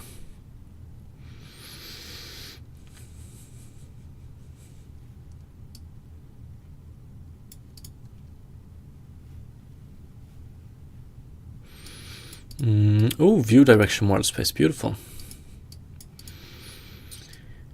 Screen position.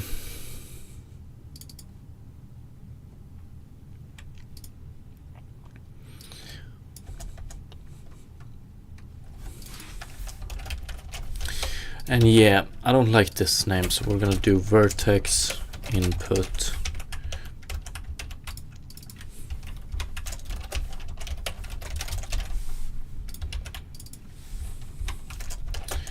Vertex output.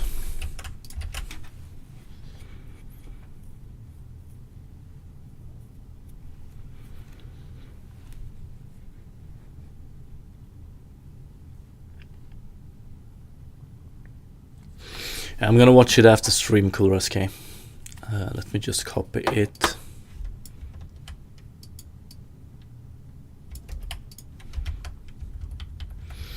It might awaken some memories.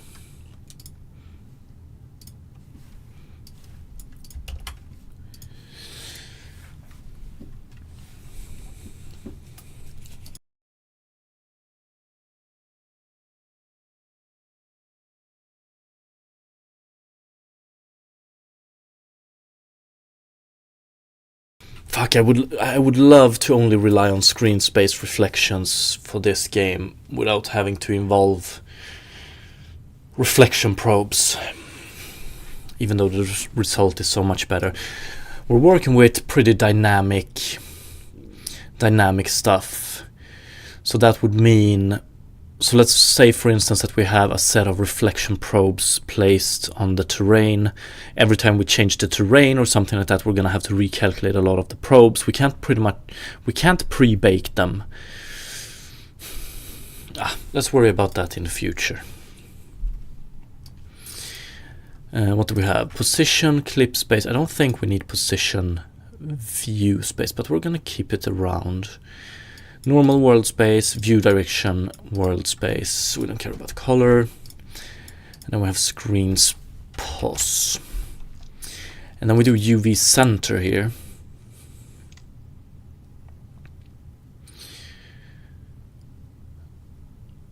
I just want to call it UV. We don't care about texel size. And then we're going to do a lot of different stuff here. So let's start by doing this.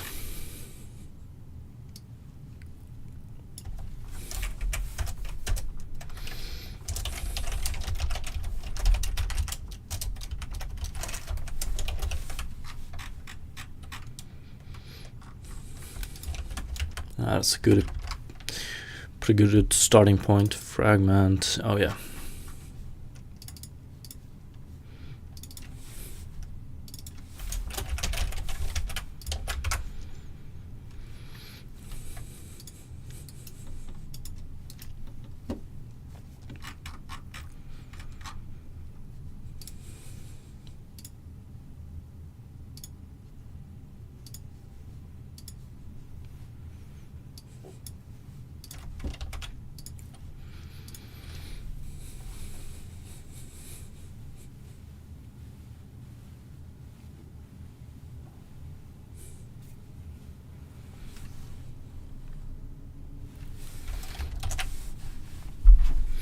Yeah, and what sucks with this is that we're gonna have to recreate outlines as well, which is...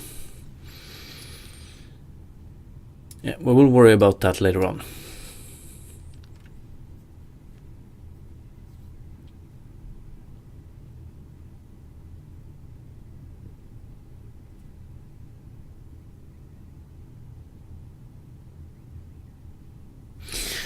Damn, Cooler SK, that sounds very impressive for the time, I would say. That's pretty damn cool.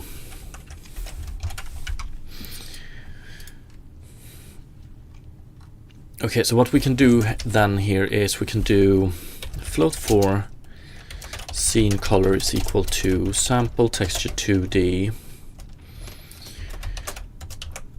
scene texture UV, and let's return this one.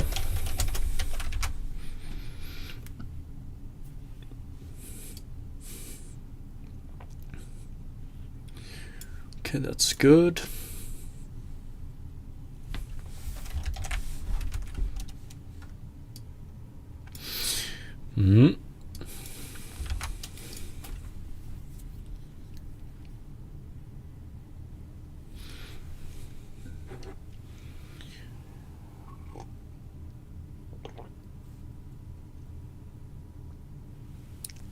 Okay, I'm just gonna go grab a cup of coffee real quick before we jump into this.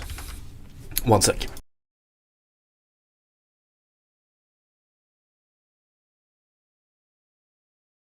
Or actually, give me a couple of minutes. Be right back.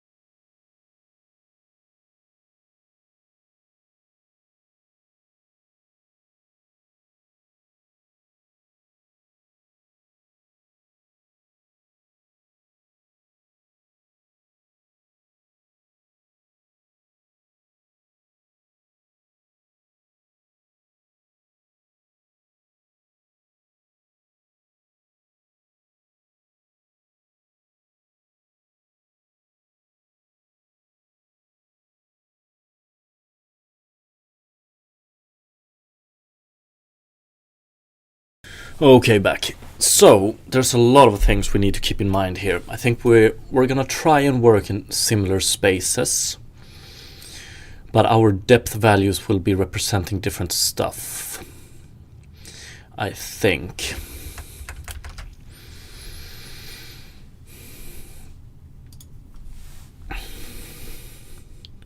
Do we have distance squared in HLSL, or?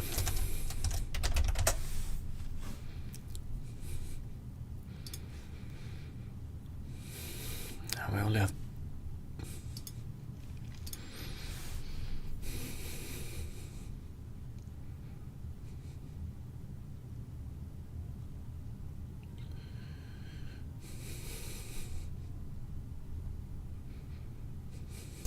Okay.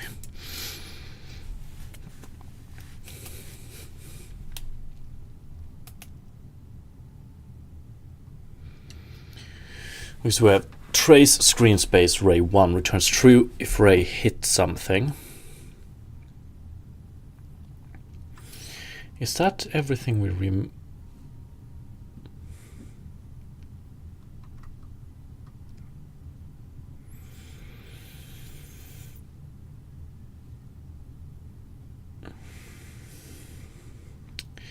do we have an out here? Oh yeah, we have out hit point. Okay, so this one is pretty much built up like a method. This is a weird way to write it, but I guess it makes sense if you want to comment everything like this, but yeah. So we have a method with which we send in camera space ray origin. So that's the. So we need to recreate. We have. Actually, we don't need to recreate it, but we need to do.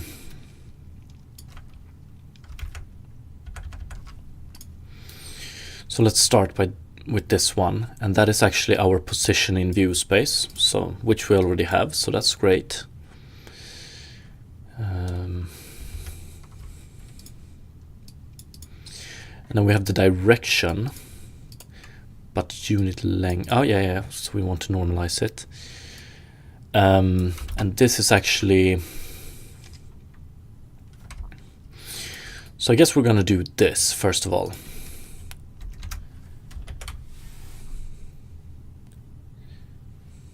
Yo, what's up, Pumbus? That's a pretty big wall of text. Let's see.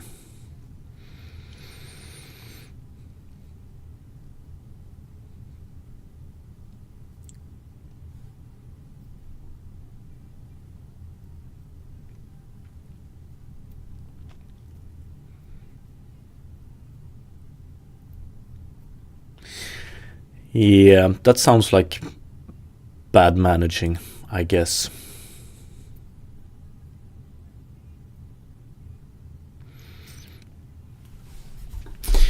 To be honest with you, I have very limited experience with working in a like sprint-like environment.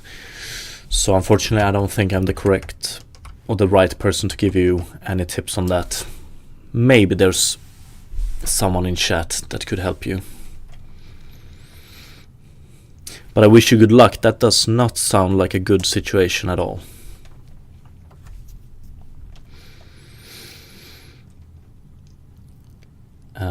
So we're gonna do this. Float 3, ray origin.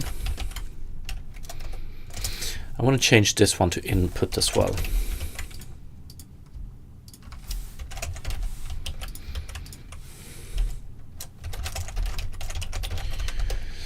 So they work in camera space, we name it view space, should be okay. And then we have ray direction, and I think the way we're going to calculate this one is ray direction is equal to, we want to normalize reflect, so it's view direction, but this one is actually in world space. So I wonder,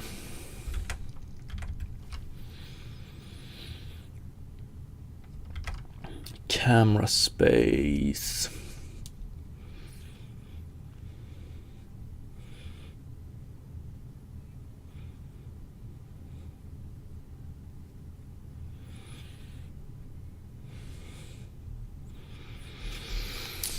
We could do normalize, reflect,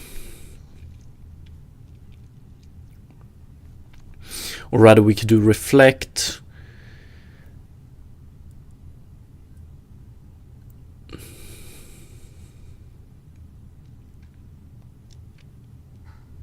fuck, we could do it like this.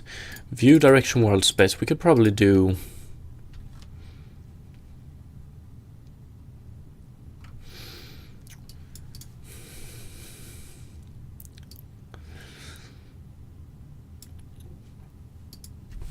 okay, for now I think we can do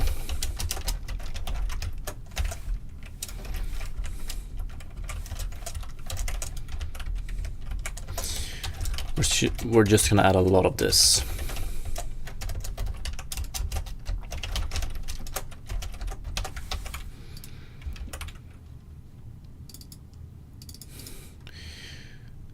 But then again, we're gonna read a normal texture here, so yeah, we probably don't want to do this.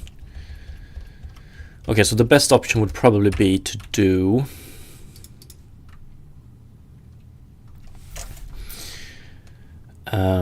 we have view, direction in world space, we have normal in world space, so we do float 3 reflection in world space is equal to reflect input dot view direction world space input dot normal world space.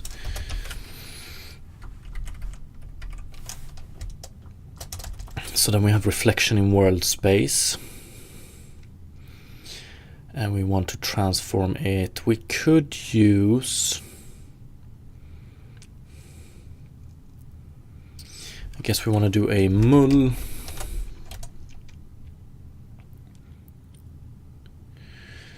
and it's, do we have access to this one, or do we want to rely on, let's see,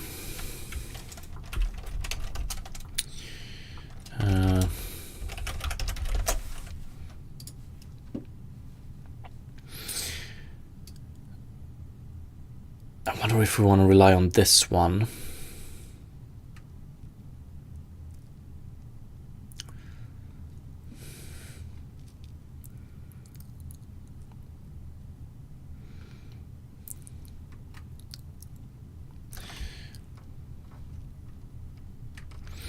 And then I always forget. I wonder if we want to do so unit matrix V, we want to multiply this one with reflection in world space X, Y, Z, and then I always forget if we want a 0 or 1 here, or if it matters at all. Unity HLSL transform direction to view space.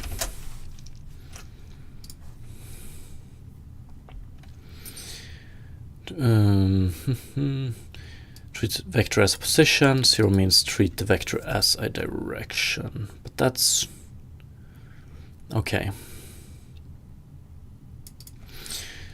So we want a 0. I need to remember this one.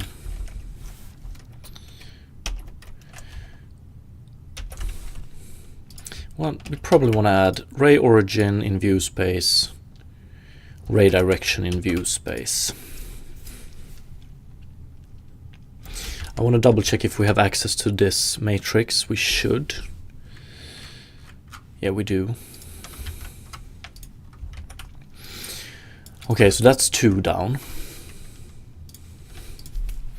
Projection matrix that maps to pixel coordinates, not -1 + 1. Okay, so normalized device coordinates. Yeah, we got. So in our case, we're gonna use compute screen position.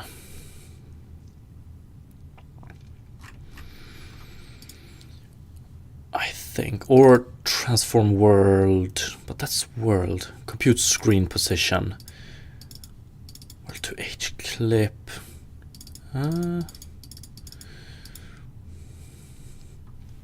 We'll see. We will cross that bridge when we get there. But we have access to similar stuff. Yes, we have the depth buffer. I don't think we care about... Yeah, we probably care about size, but yeah, whatever. This one I'm gonna wait with a little bit. Near plane and far plane we have access to stride.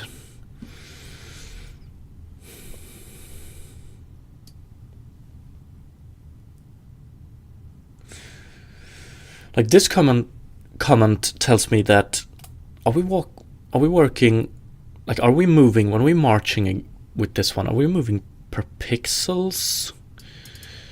Yeah, it seems like it. I don't know. Yeah, that is probably what we want to do. If we were to march in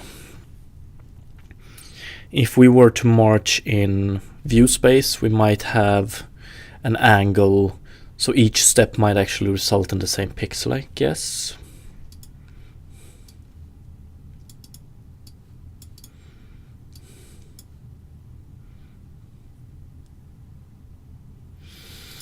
Okay, we're gonna get to jitter later on. Max steps we definitely want. We're gonna put it as properties up here.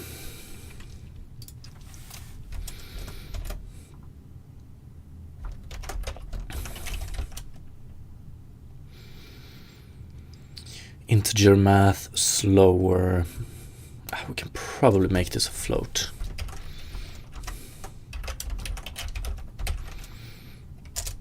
Yeah. But I want to make it range 0 and 128. Is 128 too much? 64.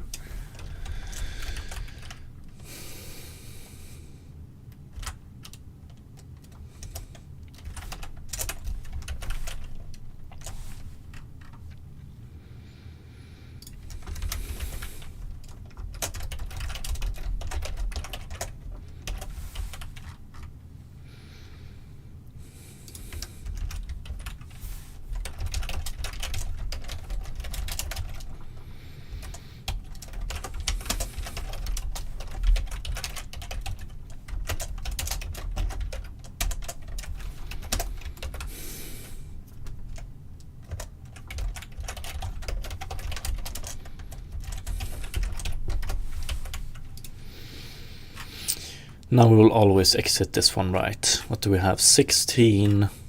So 64, 16. Step count is less than this one, yes. So what do we have? Stats.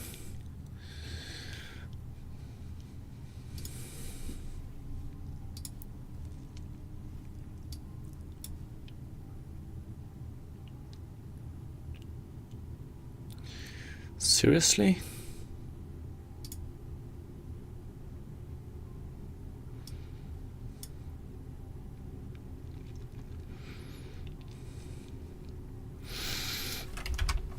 Okay. Out hit pixel, out hit point.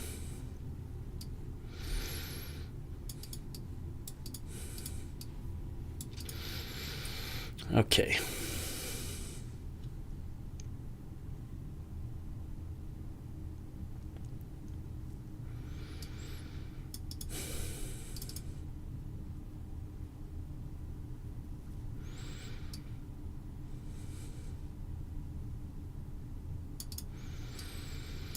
Max distance.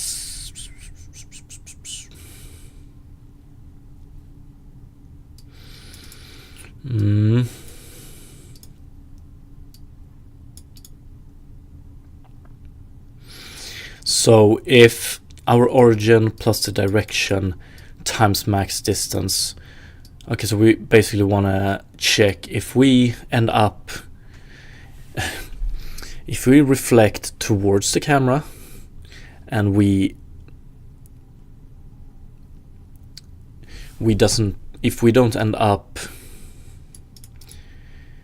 end up on the wrong side of this one,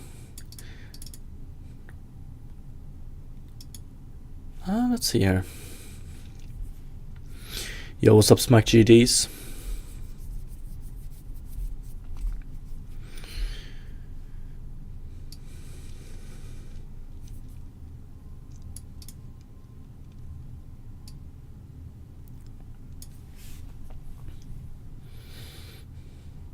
Yeah, okay, this is what boggles my mind a bit. So near plane here seems to have a big value. So that's something we need to keep in mind as well. Yeah, we're doing ray tracing, but I would probably call this ray marching. Honestly. Potato, potato. Potato, potato.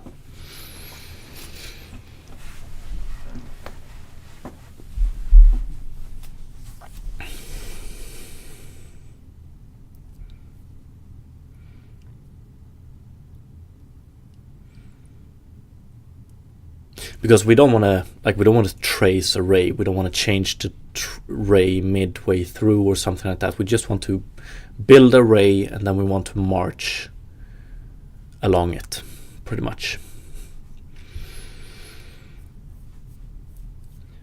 So near plane here seems to have so the closer we are to the camera, the bigger the value, right? Because this is the clip part of it, otherwise this one. I think it's the other way around for us. We're gonna do some checks for that, but yeah. Max distance.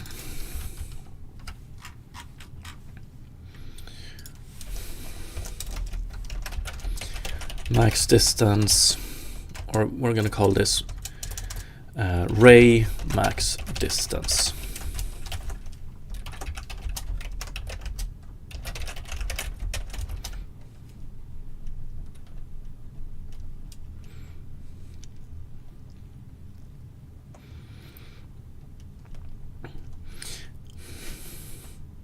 And I think we're gonna do this. We're just gonna set this as a float. 100 maybe. But I'm gonna do a double. We're gonna do one extra thing here. We're gonna do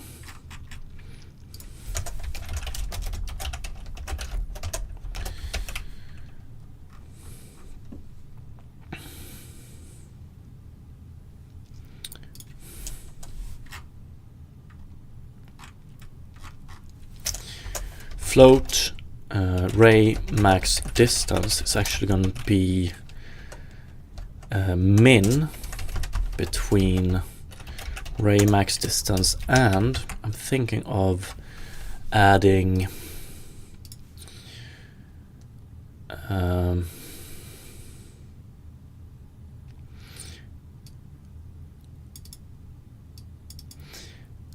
far plane here, set as the camera's far plane. But then again, projection parameters. Why is the camera's near plane, but in what space are we talking here?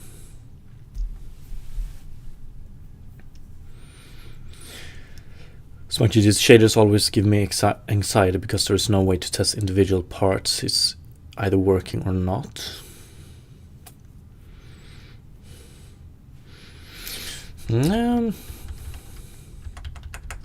I think I get what you mean.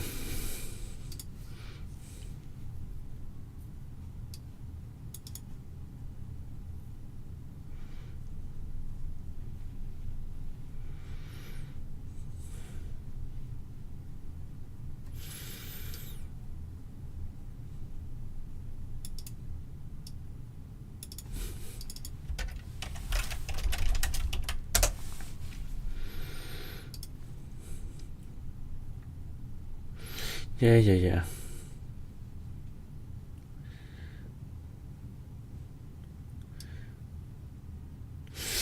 Yeah, I know, but is it... Is it normalized? Fuck it, let's do it like this. Let's see if we can. So sed is what I want. Let's comment this one out for now and do return sed.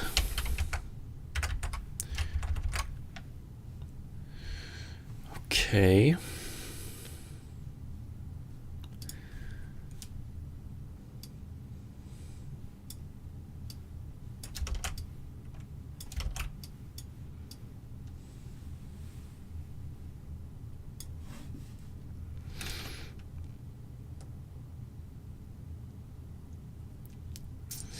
So I'm pretty sure it's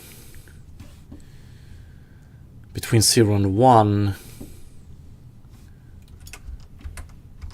Between 0 and 1. No, that's not true. One sec.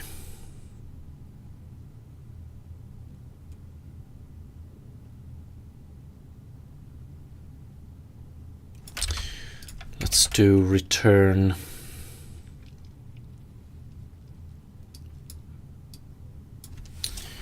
inverse lerp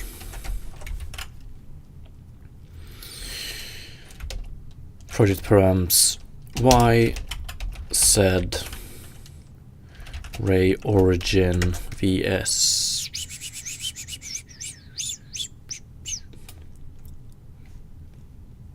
sed, right?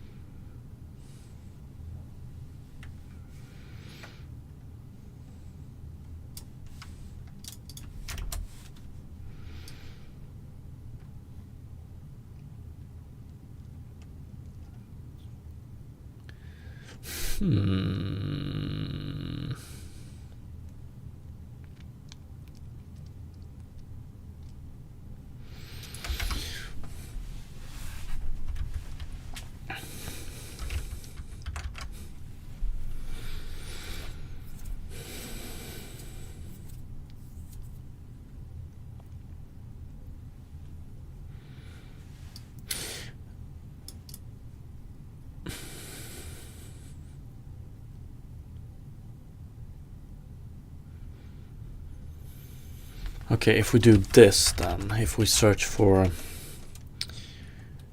var clip space depth view space unity.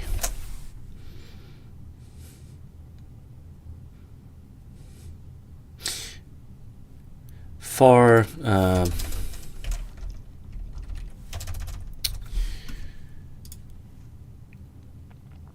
var plane.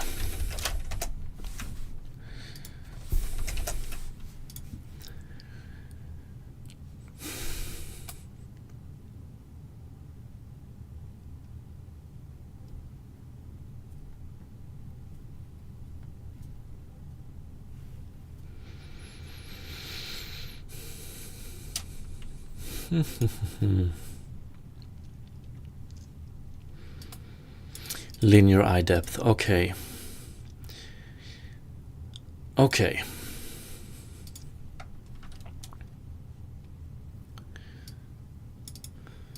Okay.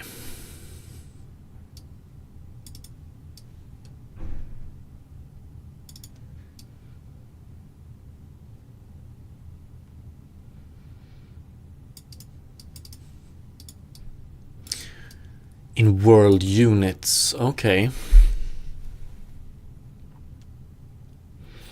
Yes. Okay, so it should be 1,000, which I guess would explain 10, but I would like to see this one being more white right now.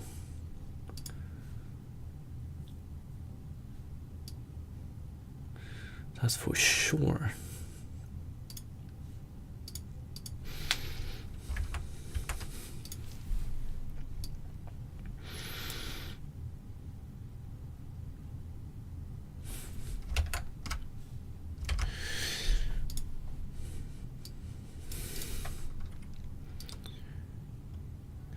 unless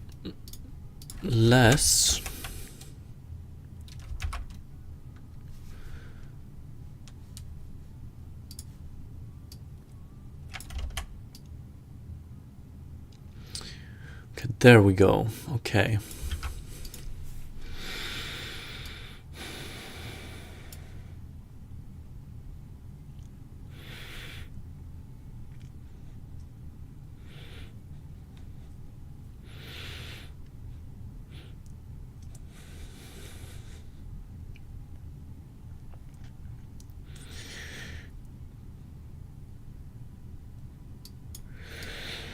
We're looking along the negative. Okay, so what I want to do, we can still do this. So float ray max distance. We're gonna put this one here. So basically, what I want to do here is, if we make ray max distance be dependent on far clip plane. So like if we have chosen a distance that is further away from the far clip or far plane, we set ray max distance to be the distance of the far clip plane, because there's really no, as soon as we go beyond that one, we don't render anything there, or the camera doesn't render anything there. It's just a small little detail.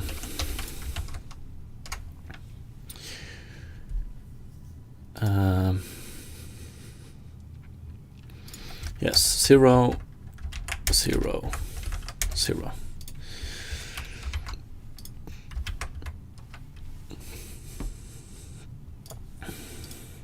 But we also want to do this.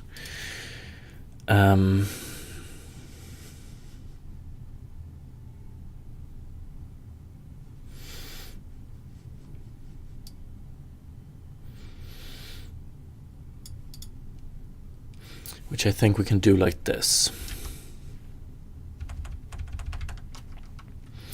Ray length, max distance. We can do it like this. Ray length is equal to this, and then we do ray length is equal to ray origin vs plus ray direction vs times ray length. If this one is bigger than or smaller than projection params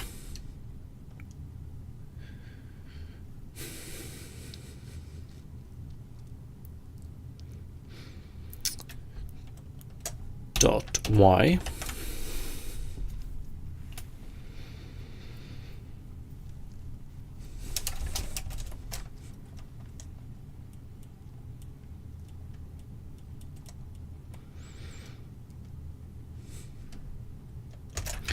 then we set it to ray length, otherwise we set it to,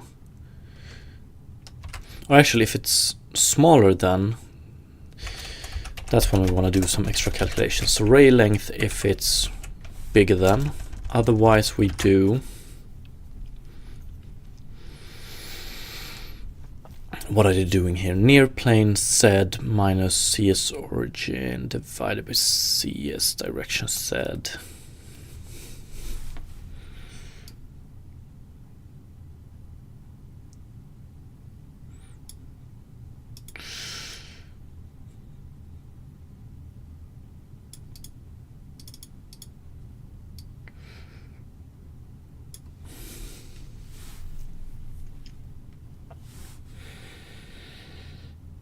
This one is, in our case, this one is smaller than this one. I'm pretty sure. So we want to do CS origin Z minus this one. But why wouldn't that be enough? Why do we feel the need? Oh, okay. I'm pretty sure what we want to do then is ray origin vs minus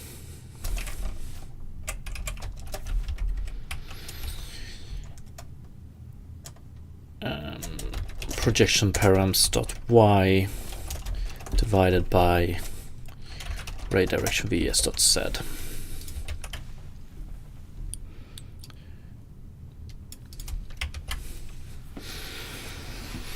Can we test this one real quick?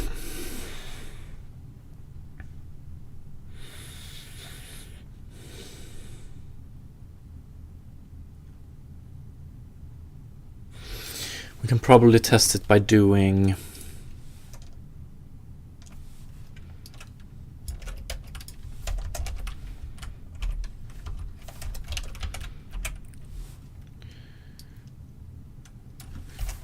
return 1, return 0. This won't test this one though, but let's see if this is correct. Hopefully.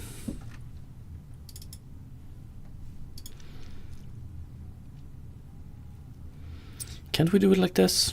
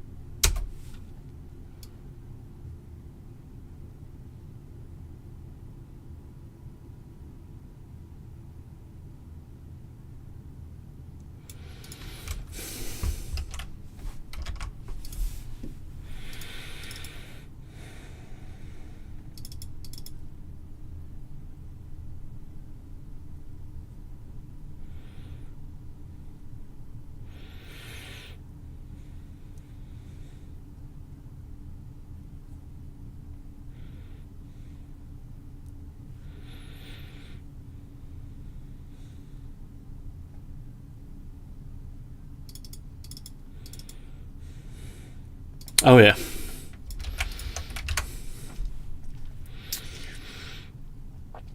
No.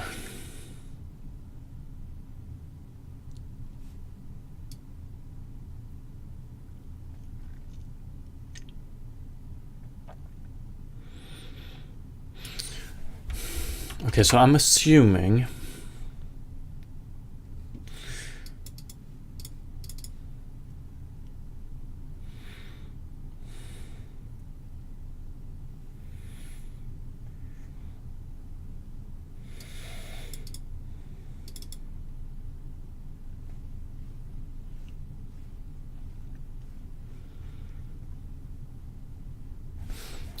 one sec real quick. Plane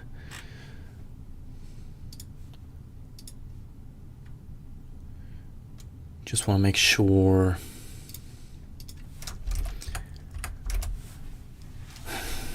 Okay.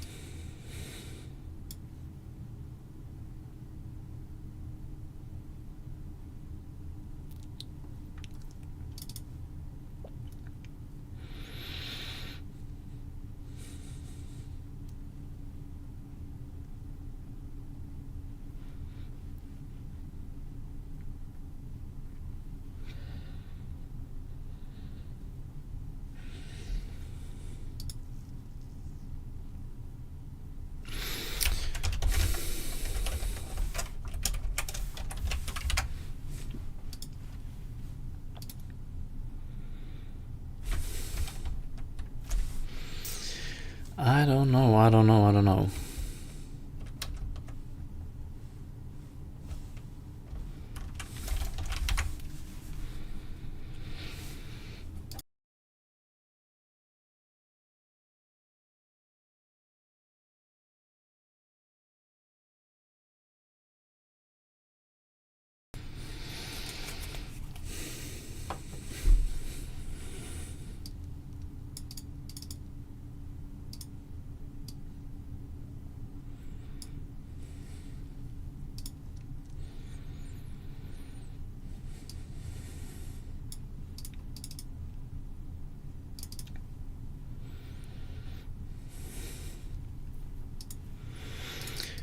This should be reflection in world space.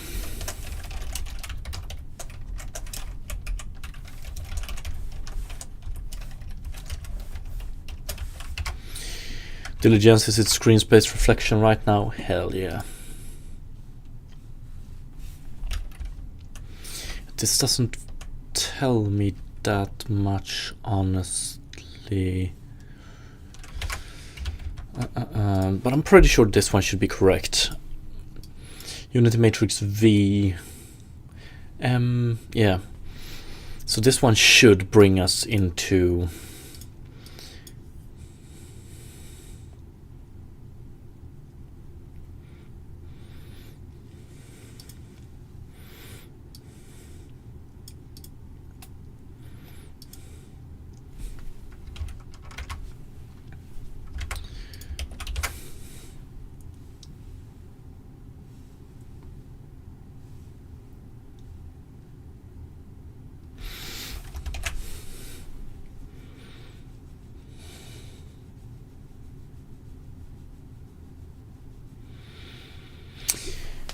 blue here. I don't know. Actually,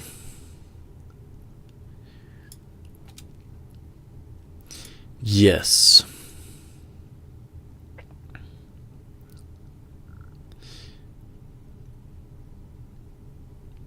Yeah, that makes sense. But why? Min, ray, max distance. We take the minimum here.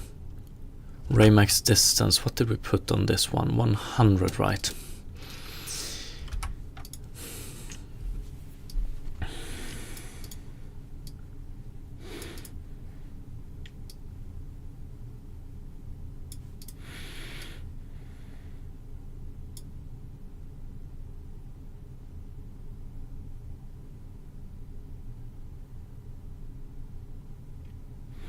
Pretty much the result we're seeing right now is that this side we're gonna end up on the wrong side of near clip plane, and I don't think that's not what we want to see for this one here. We would like to see, if anything, we would like to see it like, let's see,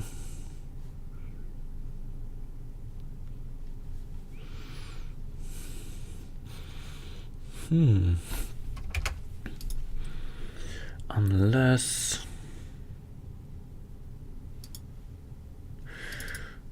oh, one sec.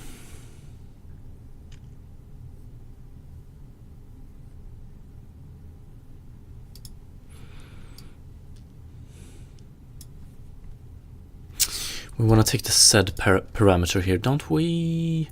Yeah, we do. Did I miss it? We only take Z here. Okay, makes sense. Yes.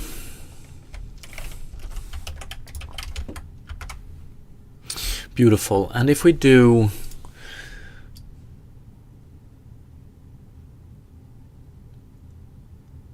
You can see a little bit of white here. I wonder why though. But if we do... We put this at 1... And then we do plane, we rotate this one, not on this one, but on this one, yes. But still, yeah, okay, so imagine a ray shooting out from the camera, hitting this one and reflecting. Below this one we go back towards the camera, which means that if we do max distance, we're going to end up on the wrong side of the near clipping plane. So there's nothing exists there. Okay, so that's good. So we want to do .z here and .z here. And if we do end up on the wrong side, then we do .z. So the position in view space minus projection params y. I'm still a little bit unsure about ray direction vs divided by z. Oh yeah, makes sense. Yes, we want to make it relative to the speed in z direction, I guess. Okay, so this is what we want to do. So then we have a proper ray length after this. We clamp it to projection params, so far plane, and we clamp it to near plane. So now we have a ray length we can march along. Or now we know how far we will be marching, pretty much. Okay.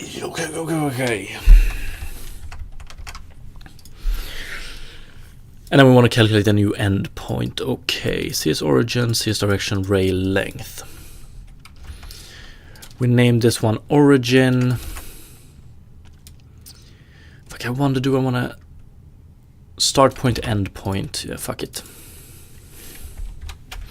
Ray start point. And we do float 3 ray end point.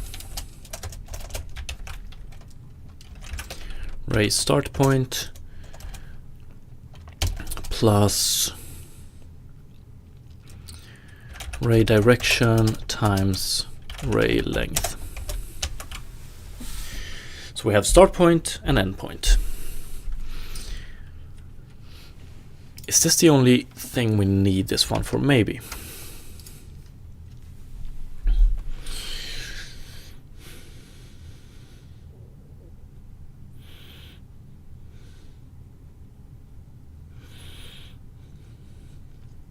Project into homogeneous, I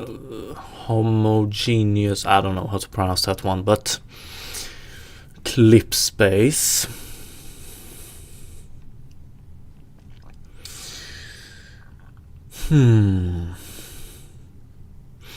Yeah, I want to do this, but I want to try at least to figure out why. So H0, we want to use them to calculate. Is that the only 0? We use it here.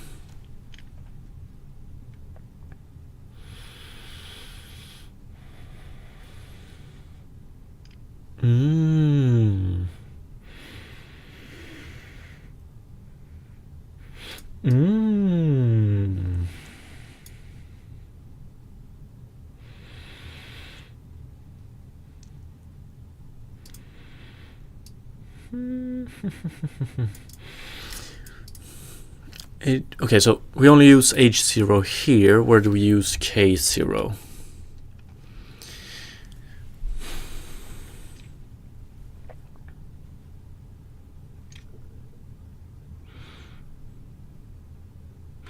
Okay, we actually use these quite a lot. So let's see. H0, what do we do? It is CS origin in clip space. So it's pretty much... I'm wondering, like, what I'm questioning, or what I want to know is why we keep...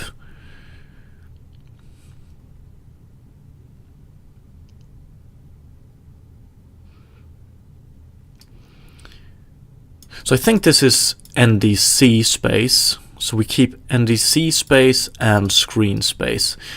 So pretty much we want to... But this one we use a bit more, right?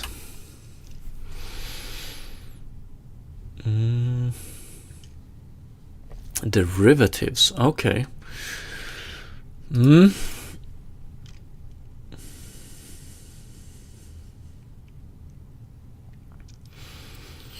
So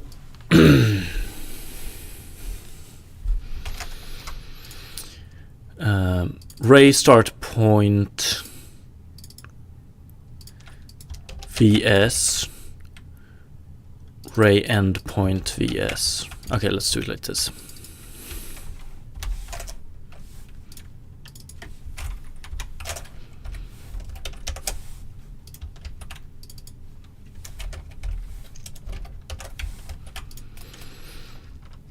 Because we basically want to do ray start point NDC, ray end point NDC,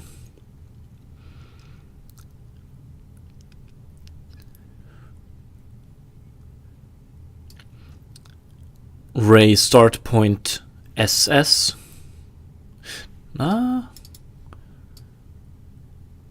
really, but here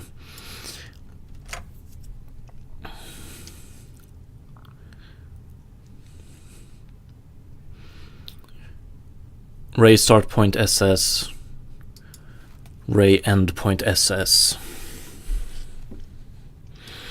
The generate line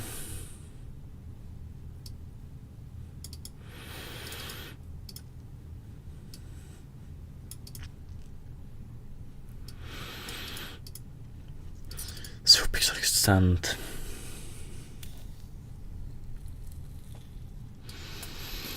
This I want to learn more about eventually.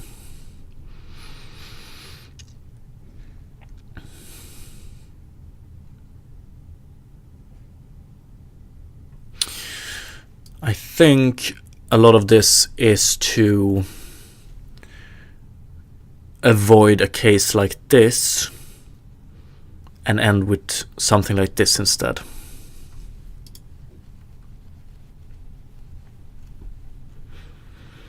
Just a guess, early guess. So we do a lot of setup.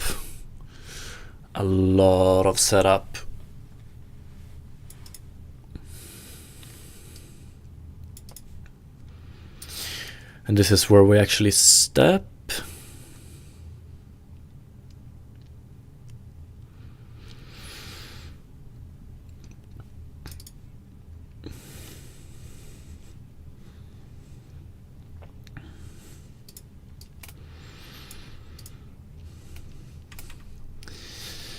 Okay.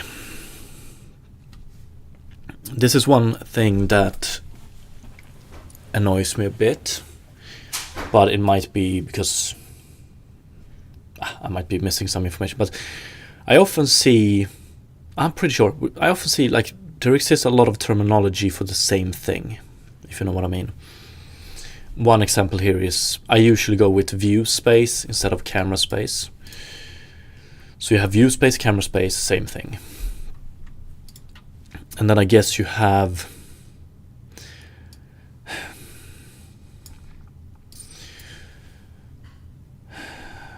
HCS, wonder if it's NDC. But I think it is. So we have projection matrix. A projection matrix that maps the pixel coordinates. So when you refer to projection, normalized device coordinates. What the fuck? Normalized device coordinates. Here we use NDC terminology.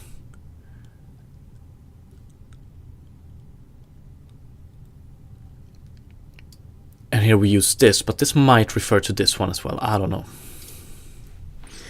But okay, that's good to know. So projection matrix, P matrix, unity matrix P. But I also like to rely on, instead of, like, I try to avoid using these like this and instead do rely on stuff like, or these methods defined in Unity shader library. Unpack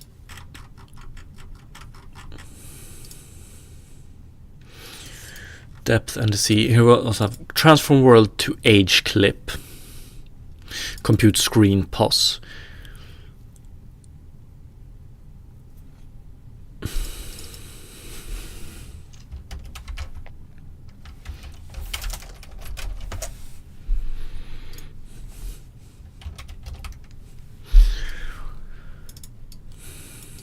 From world space, because there's often the case that we do stuff like this. So transform object to world normal. Here we have uniform, we have like macros that handles device specific stuff, so we don't have to do it ourselves, and I love that. Get camera relative position vs. Camera position, current view position, projection.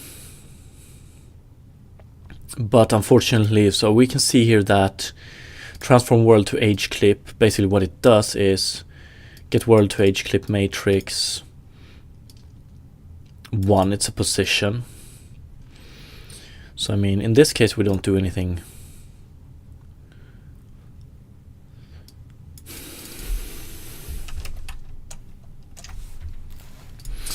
So I guess this is VP matrix.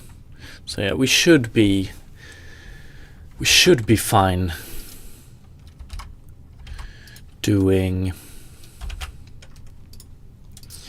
So down here, if we want to do, let's see here, we can.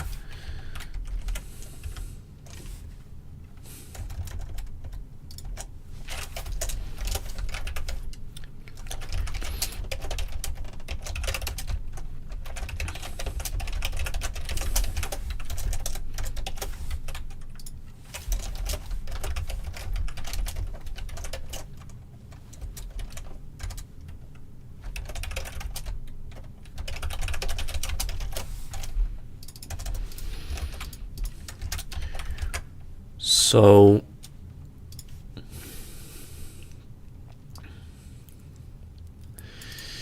K0, K1, H0, H1.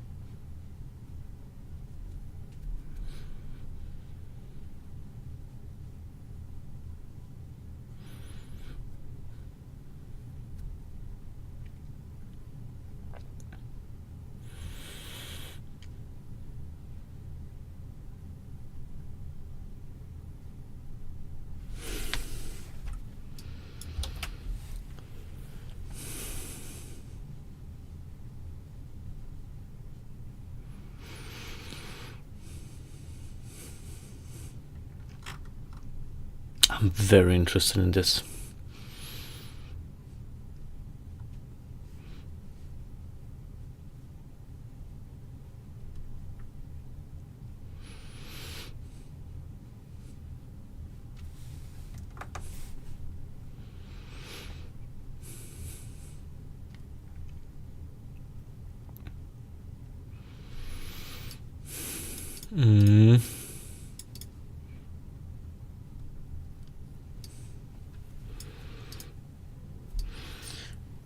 Let's keep this. Let's use these variable names then, but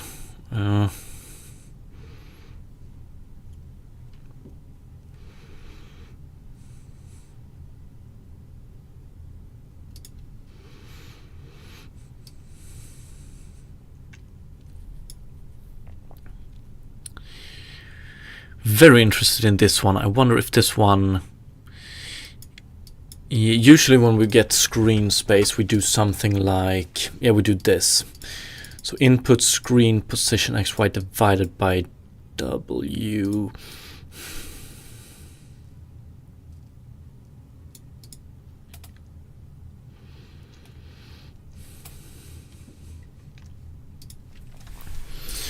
Okay. Do age 0, and then we do move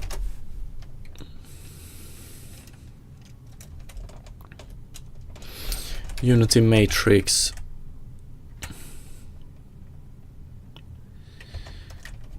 P, and then we want to do float for ray start point in view space XYZ 1, because we're working with a point, and we have float for H1 .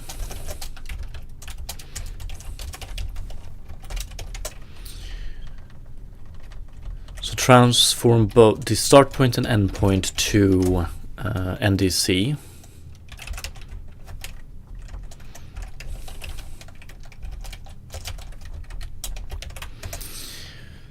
And then we calculate K0 and K1. This is just using the W, 1 divided by the W.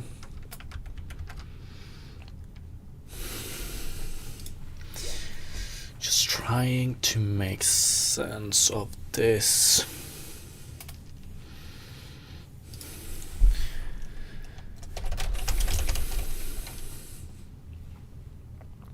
NDC W coordinate. Let's see. A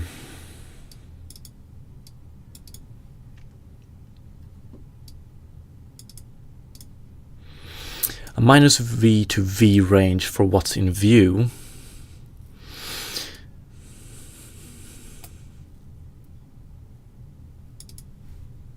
Yes.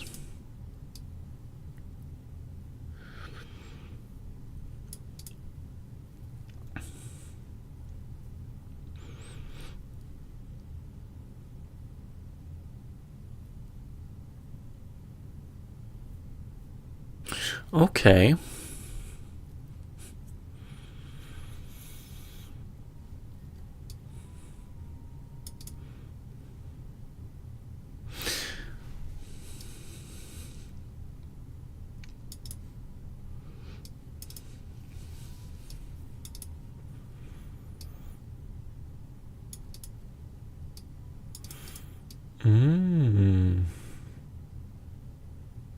Okay.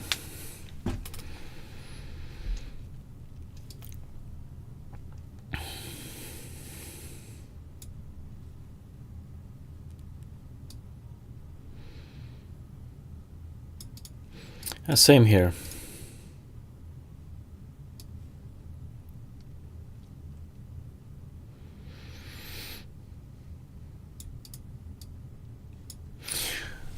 Okay.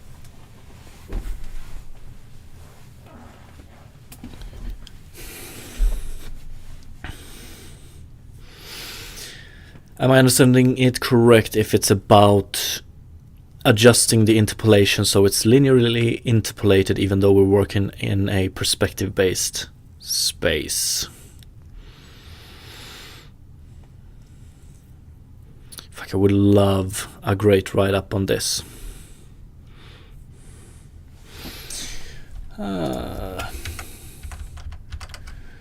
guess I can do some reading.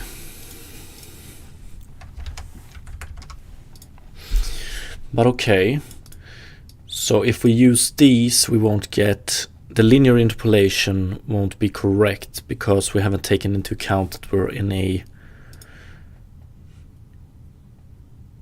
projection dependent space. So float,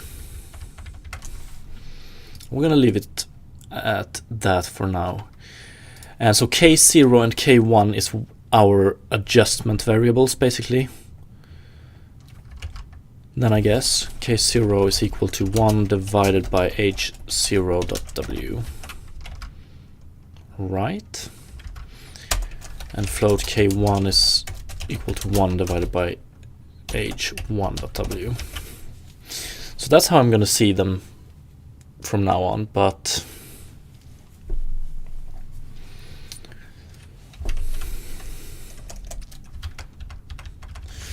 still uncertain.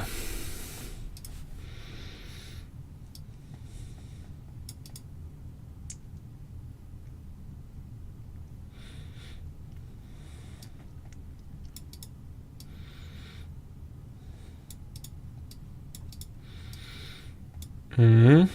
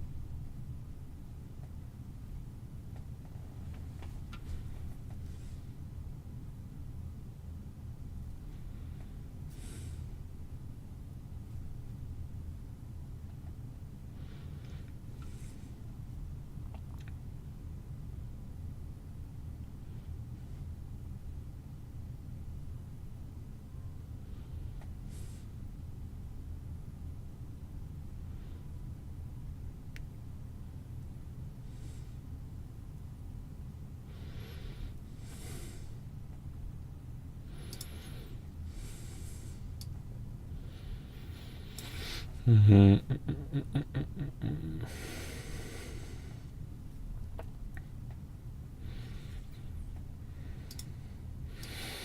Yeah, because here we adjust them to this.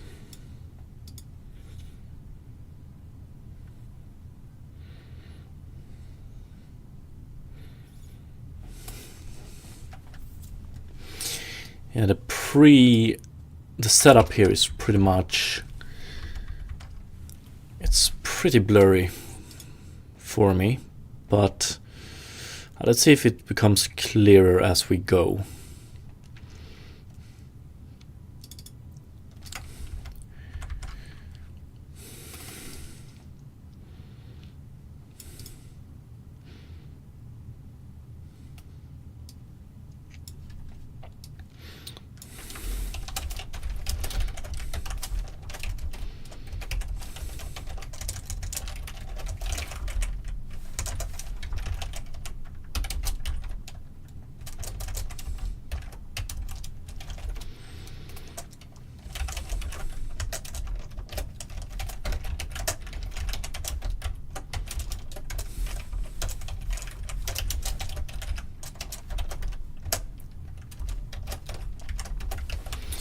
Right.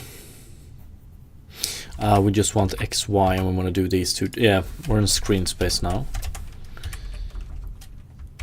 We're not really, not yet.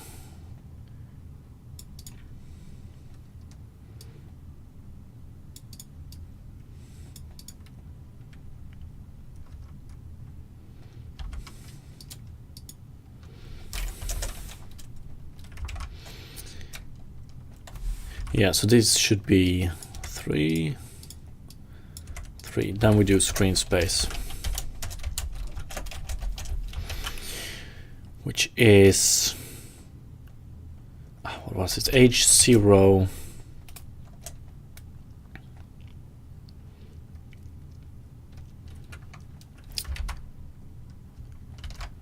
XY times K0.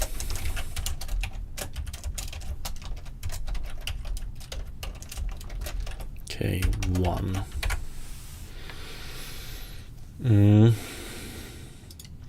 Okay, so a line is degenerate, so I guess that is when it's not moving any pixels at all, so it's aligned to, yeah, so as we march it we don't change pixel.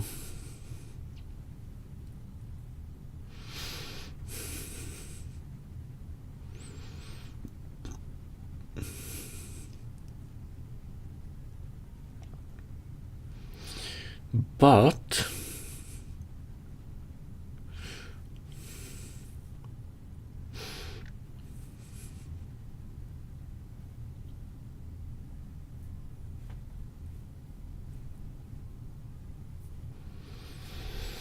So we add a value to it, to the endpoint in screen space. But I'm a little bit uncertain about adding the value 0.01.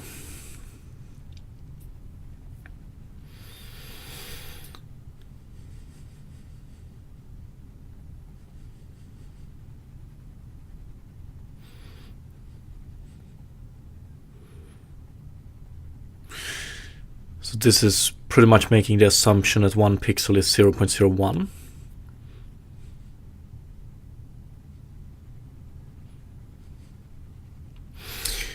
Why is that? Let's see. Is it because, or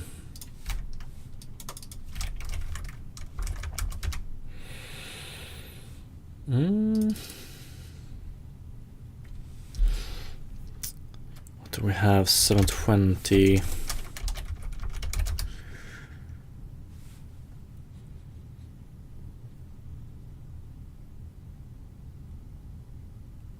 Or is this just a big enough value that we are certain that we're moving one pixel? I would probably go, if this is the case, we want to cover at least one pixel. It's my understanding that we're doing this because P0 shouldn't be equal to P1. And yeah, here we have a pixel length, I guess.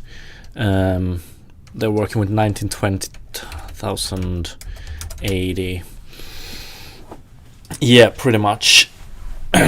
So if this is true, then then P0 and P1 covers the same pixel. So we just add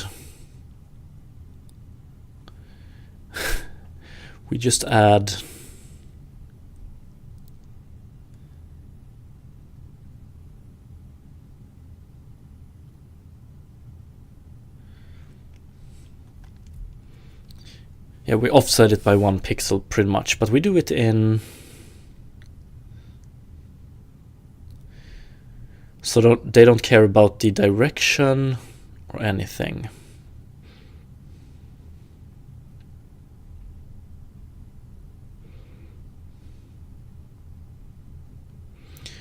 Right?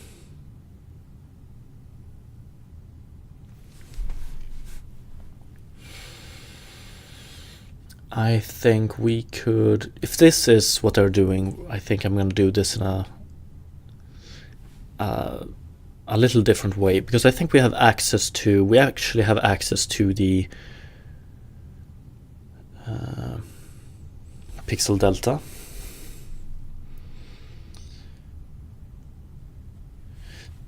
Distance squared as well. That is true. But I wonder if they just do distance squared because it's way cheaper than doing the real distance.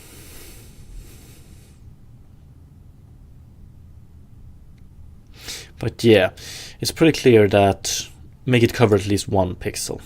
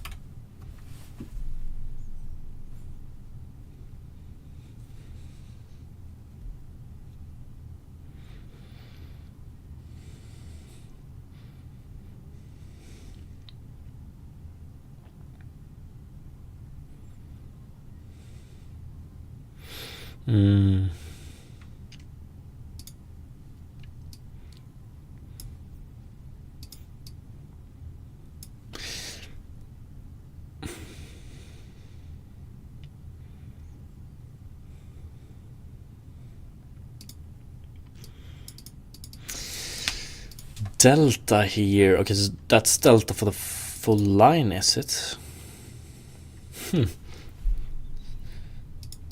It's pretty much ray distance in screen space position, but you get it in, you get the X length, you get the Y length. I was wondering if I would see a delta divided by steps or something like that. dp, we'll get to that. But okay, yes. So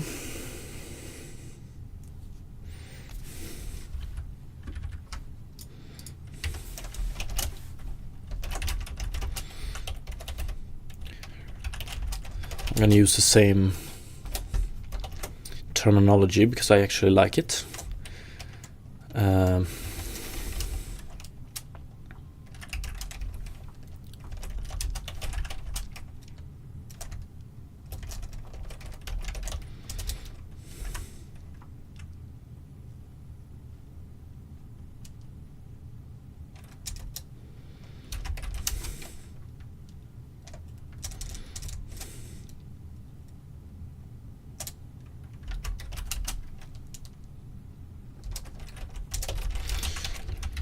Cover 2 pixels is what my solution would do. So we have the pixel we're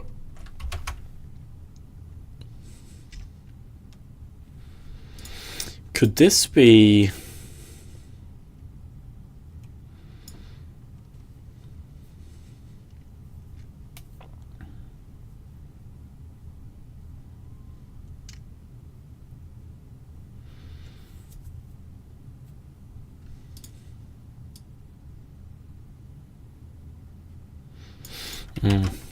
I think we want to make it into 1 pixel. The question is,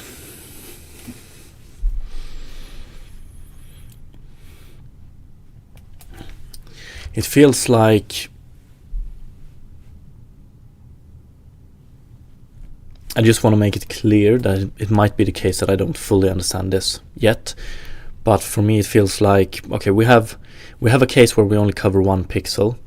No matter what we do, we're not going to get that good of a reflection value for this one.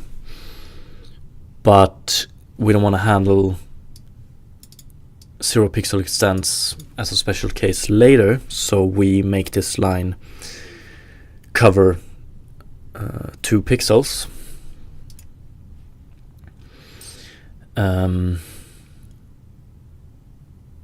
Yeah, or 1 pixel if you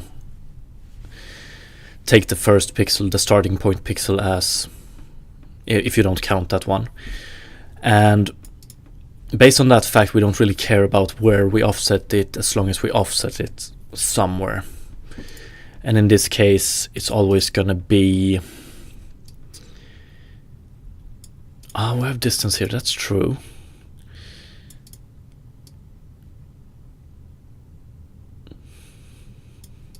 But it's always going to be in this direction, so 0, 0, 0, 1, 0, 0, 1. So it's going to be in positive x, positive y.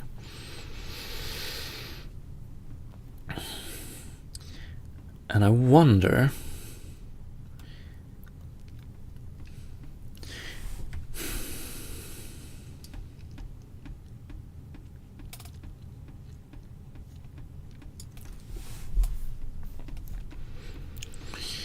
if we could do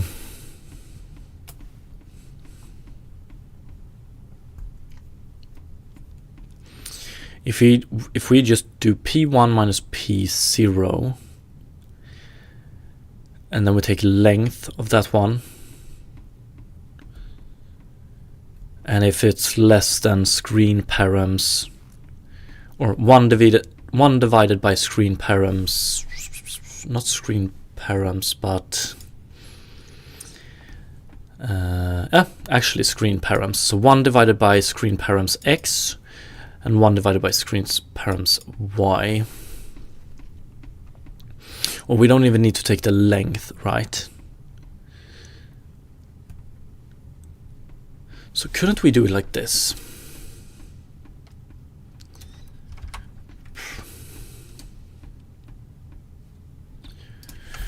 float 2 pixel delta is equal to float, or 1 divided by screen params.xy. So for me, this would be 1 divided by 256. So in UV coordinates, this is how much we move per pixel in the horizontal direction. But this makes it so independent of screen resolution. So pixel data. So we could do, so if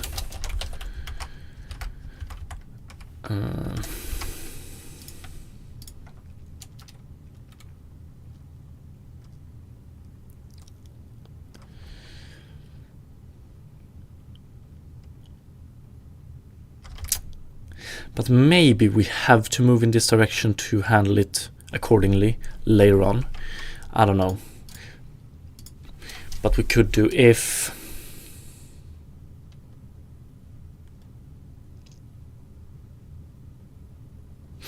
so I guess we can do it like if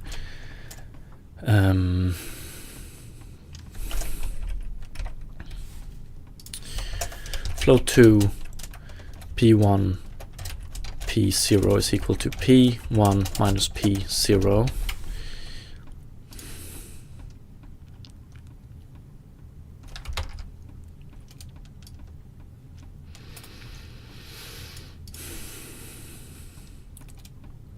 Let's call it delta here then.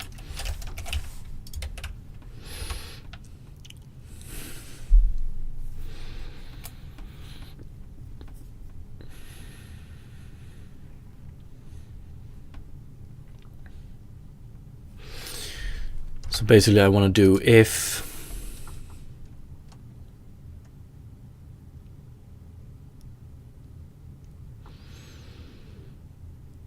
but if we move 1 pixel only horizontally, it's okay.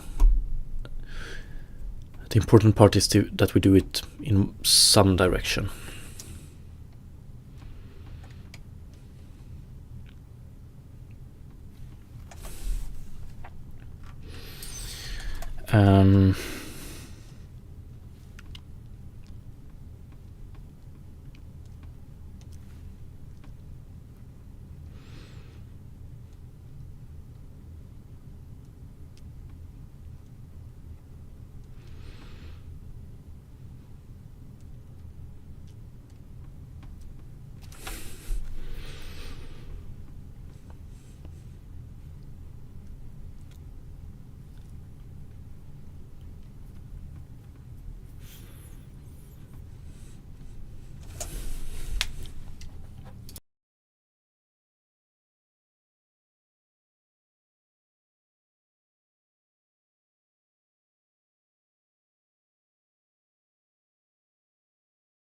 Okay, this is going to be a weird check because we want to check if one of them, but not both of them.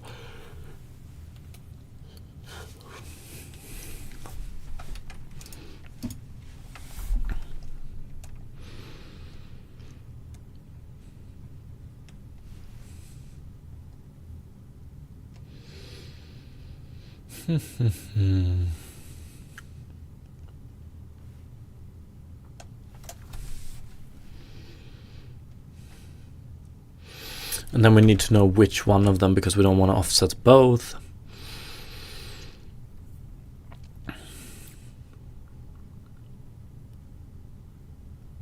But then again,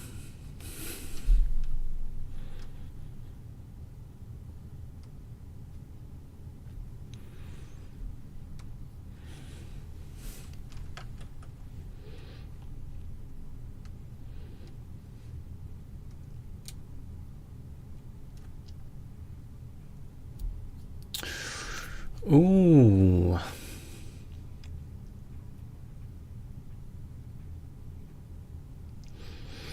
We might want to keep the information if it's a vertical or horizontal line, so we need to think about that.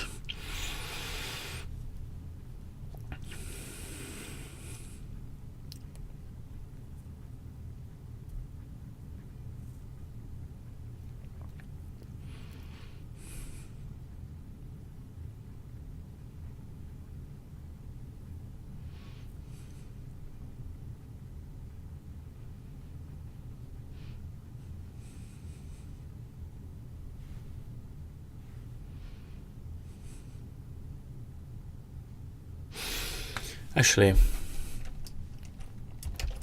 let's take this solution for now. But then again, distance squared. No. We're just gonna do it like this for now. If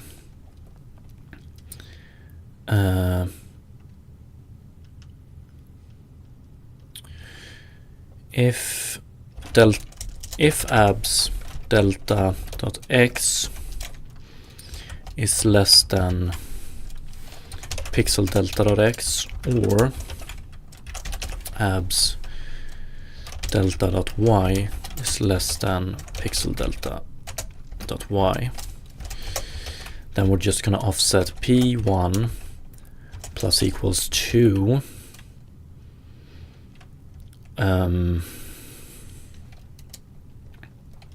pixel delta.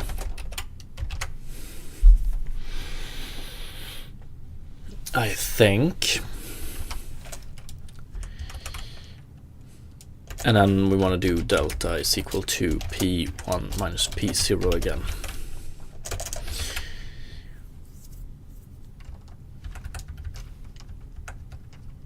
Feels good, but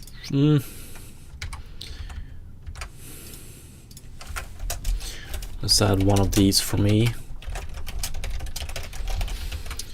So when it eventually doesn't work, we know where some of the highlights are, or where it probably breaks, or where it's a higher probability of something being wrong. Okay, the next pre-process step here is currently a big question mark for me. Permute so that the primary iteration is in X to collapse all quadrant-specific DDA cases later. DDA.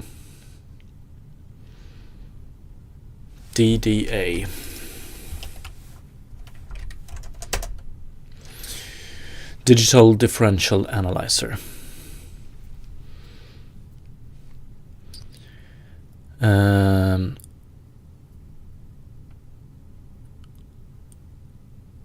Extending to do, okay. Yeah, so this one seems to be the biggest news here, but so Digital Differential Analyzer, is it a algorithm for rasterizing lines, thin lines?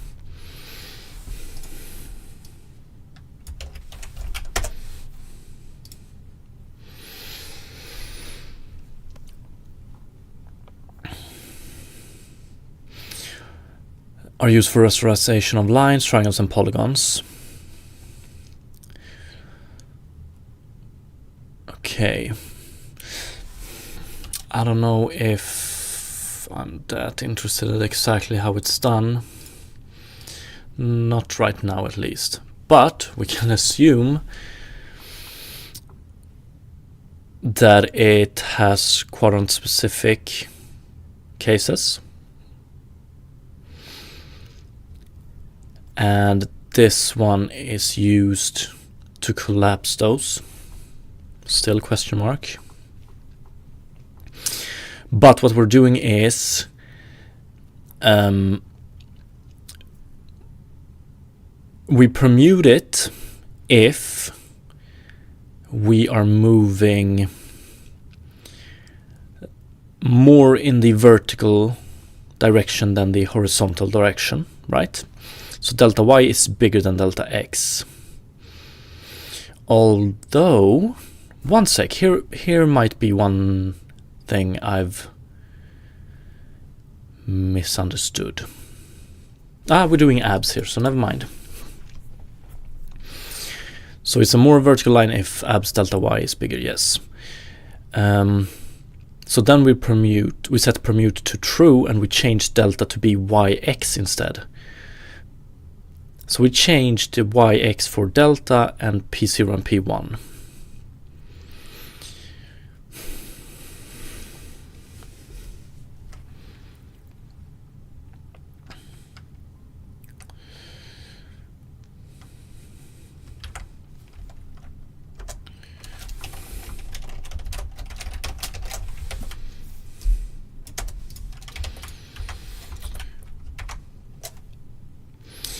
Like, the reason I want to understand this more than just simply doing a copy paste is that I know for certain that we're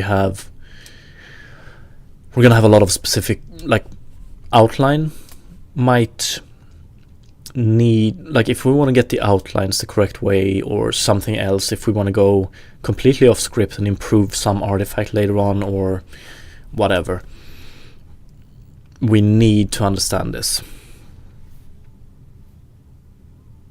Hey, what's up, Catboy King? No, you rock. I'm just gonna have to find the time to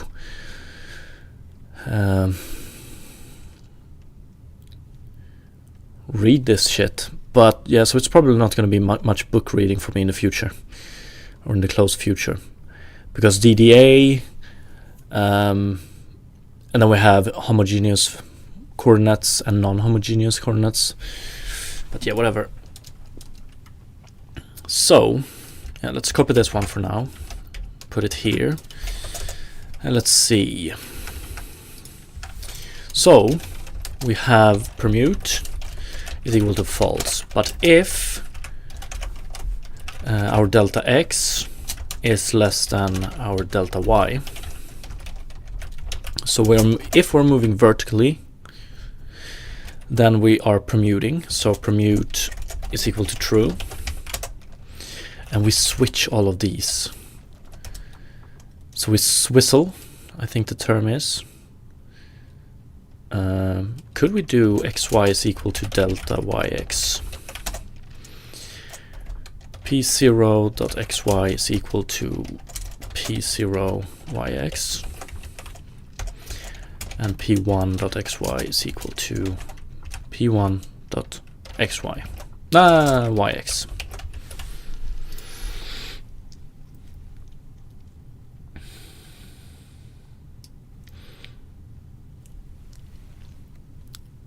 I'm not gonna lie, the more I look at this, the more interested I am into figuring out what artifact or what problem it solves when we're gonna permute later on. Like, because I reckon we're gonna do some extra calculations based on this one being false or true.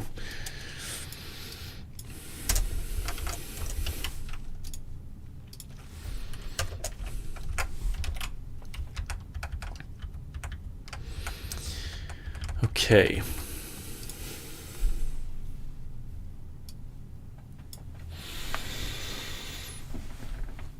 Step direction is the sign of the X.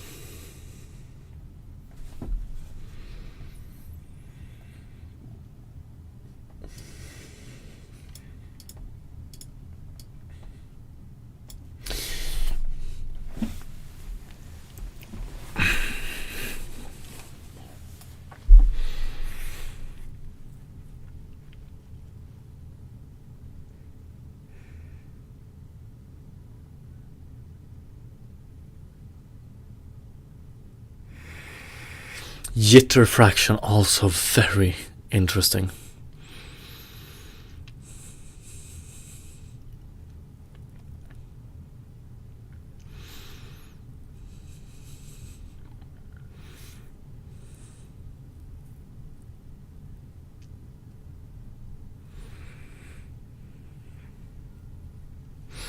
Yo, what's up, caveman? Good morning, good morning. In the broader perspective, we're creating a creature collecting and game, pretty much. In the less broader perspective, we're developing our own water shader. And very, very specific right now, what we're up to right now is that we're trying to implement screen space reflections, and we're doing it by a very nice solution, I think, by Morgan McGuire. And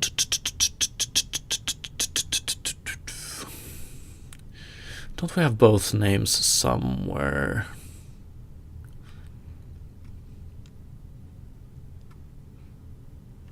Mike Mara. Yeah, so pretty much we want our water to have a nice reflective surface, but we don't want to solve it by probes and stuff like that or ray tracing. We want to do the cheap version.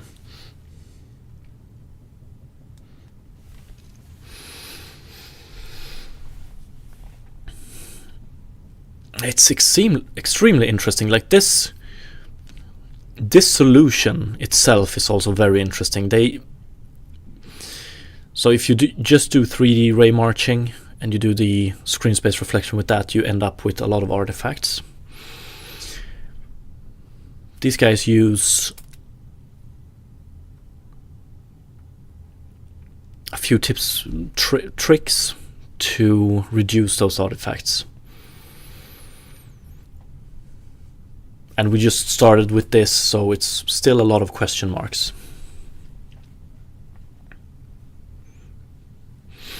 I was/am working on Gravity for my space game, setting up character control to work properly so that I can walk on planets in the game. Yeah, I love that. Like, I love playing games and seeing games that utilize that do varying gravity. So not only the usual 0 minus 982 0 gravity. Like Super Mario Galaxy.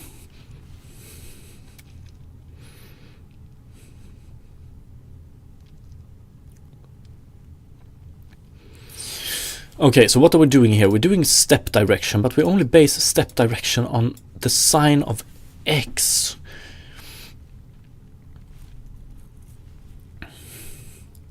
But, look at this. Look at this. X is always going to be the strongest direction, right? So that's what we're doing here. This is extremely similar to what we did when we did. So when we worked on terraforming the terrain, we made a spherical select to select vertices in a circle. So vertices on a grid. We wanted to select vertices within a circle, and when we did that, we actually implemented a rasterization algorithm for line circles.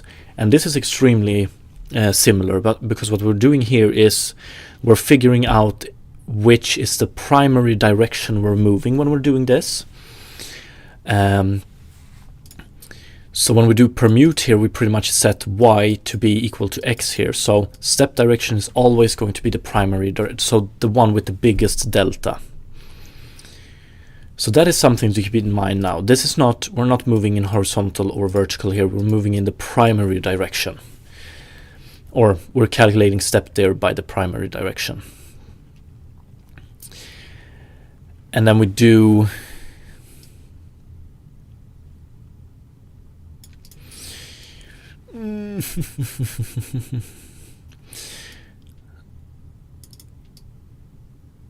this one divided by delta x, so 1 divided by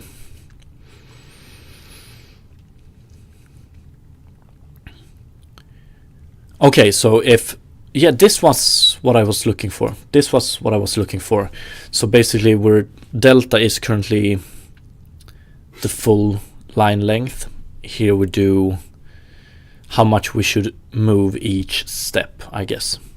So step direction, so 1, it can be minus 1 divided by the full length. Okay, and yeah, I'm doing it based on standard real-world physics. It adjusts gravitational force based on mass distance. That's pretty fucking sick.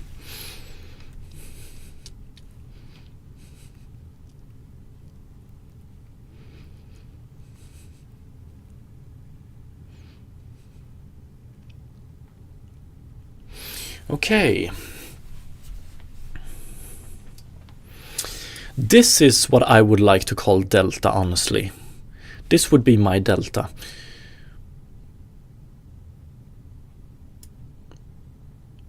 I don't know why this is named delta.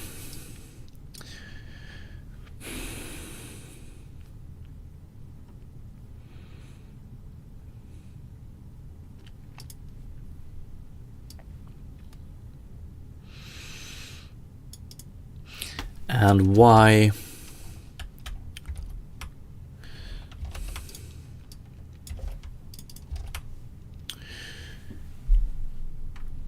we'll probably call this one dx, dq, dk, dp. Step direction. Do we need this one anymore? Why doesn't my search work? Step there. Yeah, we do. Okay, so let's do float step direction or step sign.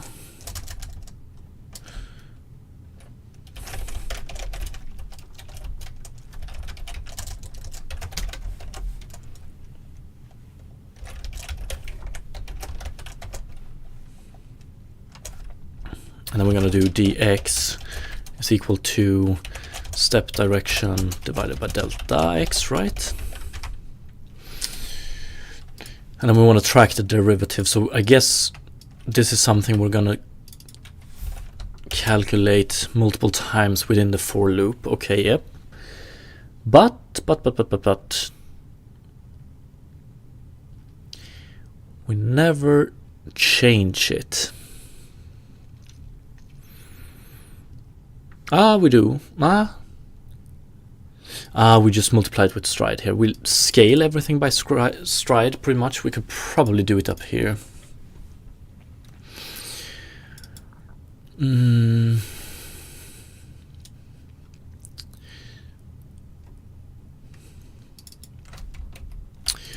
Stride. Is that something?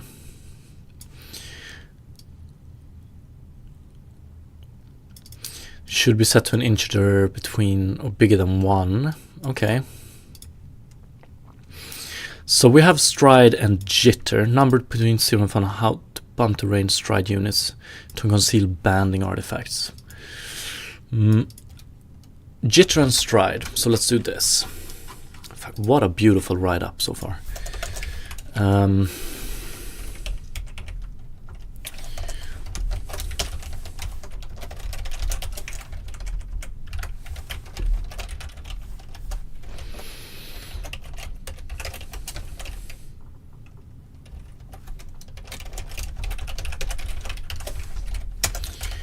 So we want stride.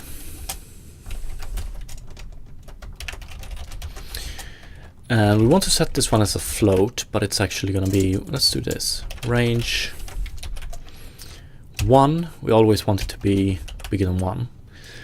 And I don't know here, 100 maybe. Default is going to be 1 for this one.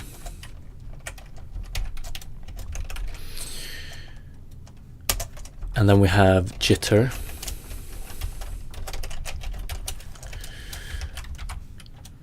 And jitter.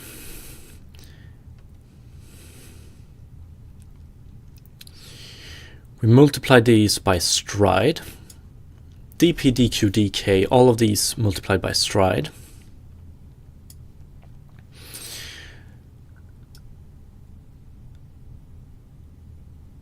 And then we do dp times jitter times jitter. Okay. Range 0, 1. And by default, we multiply it with the jitter. So we do plus. So let's start with 0 here. Stride and jitter.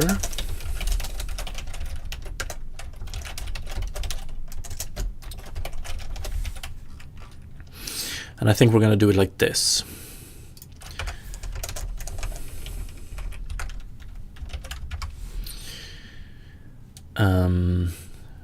We're going to calculate these.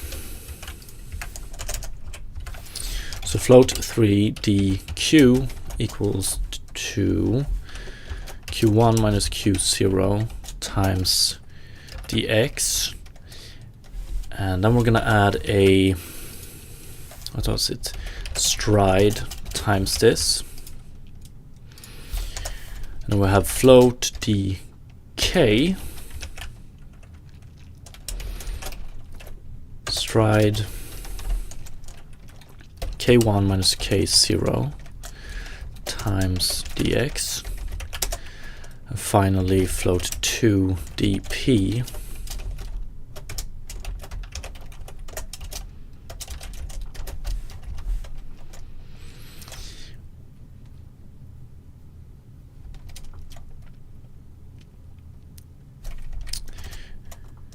probably do this as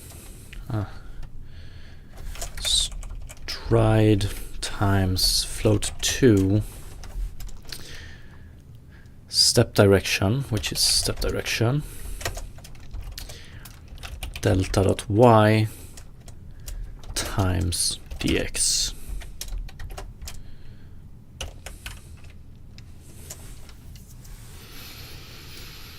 So I just moved the stride multiplication up here instead of doing it like this. dp dq dk, and then we have this. So jitter, we want to do p0 q0 k0, and it's basically just let's copy this one. So p0 plus equals to dp times jitter. So let's do it jitter times dp, q0 plus equals to jitter times dq, and k0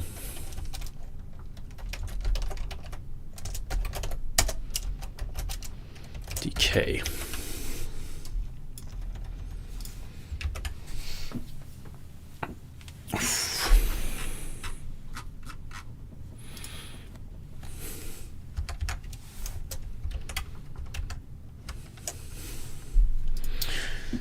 Slide p from p0 to p1, q from q0 to q1, k from k0 to k1.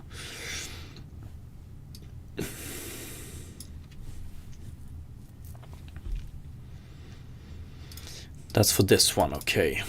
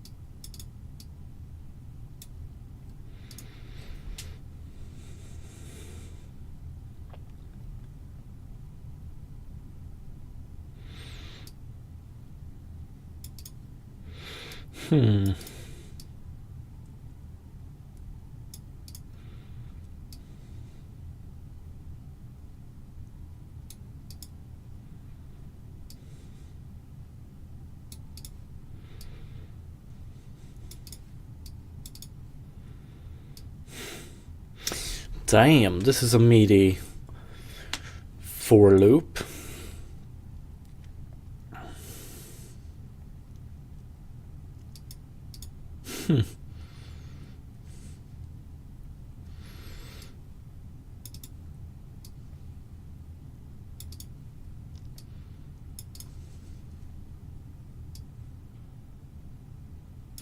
Hit pixel, yeah, if permute. Yeah, this is why we want to keep it around, okay.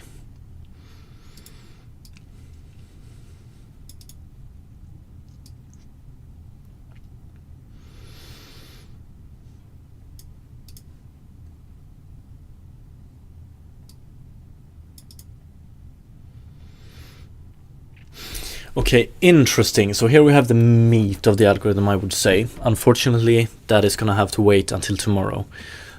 But I very much looking forward to trying this out, getting this one in place, learning more about it in general. But I gotta run now. But yeah, thank you so much for watching, everybody. Appreciate it. Hopefully I will see you tomorrow, and have a great rest of the day. Peace.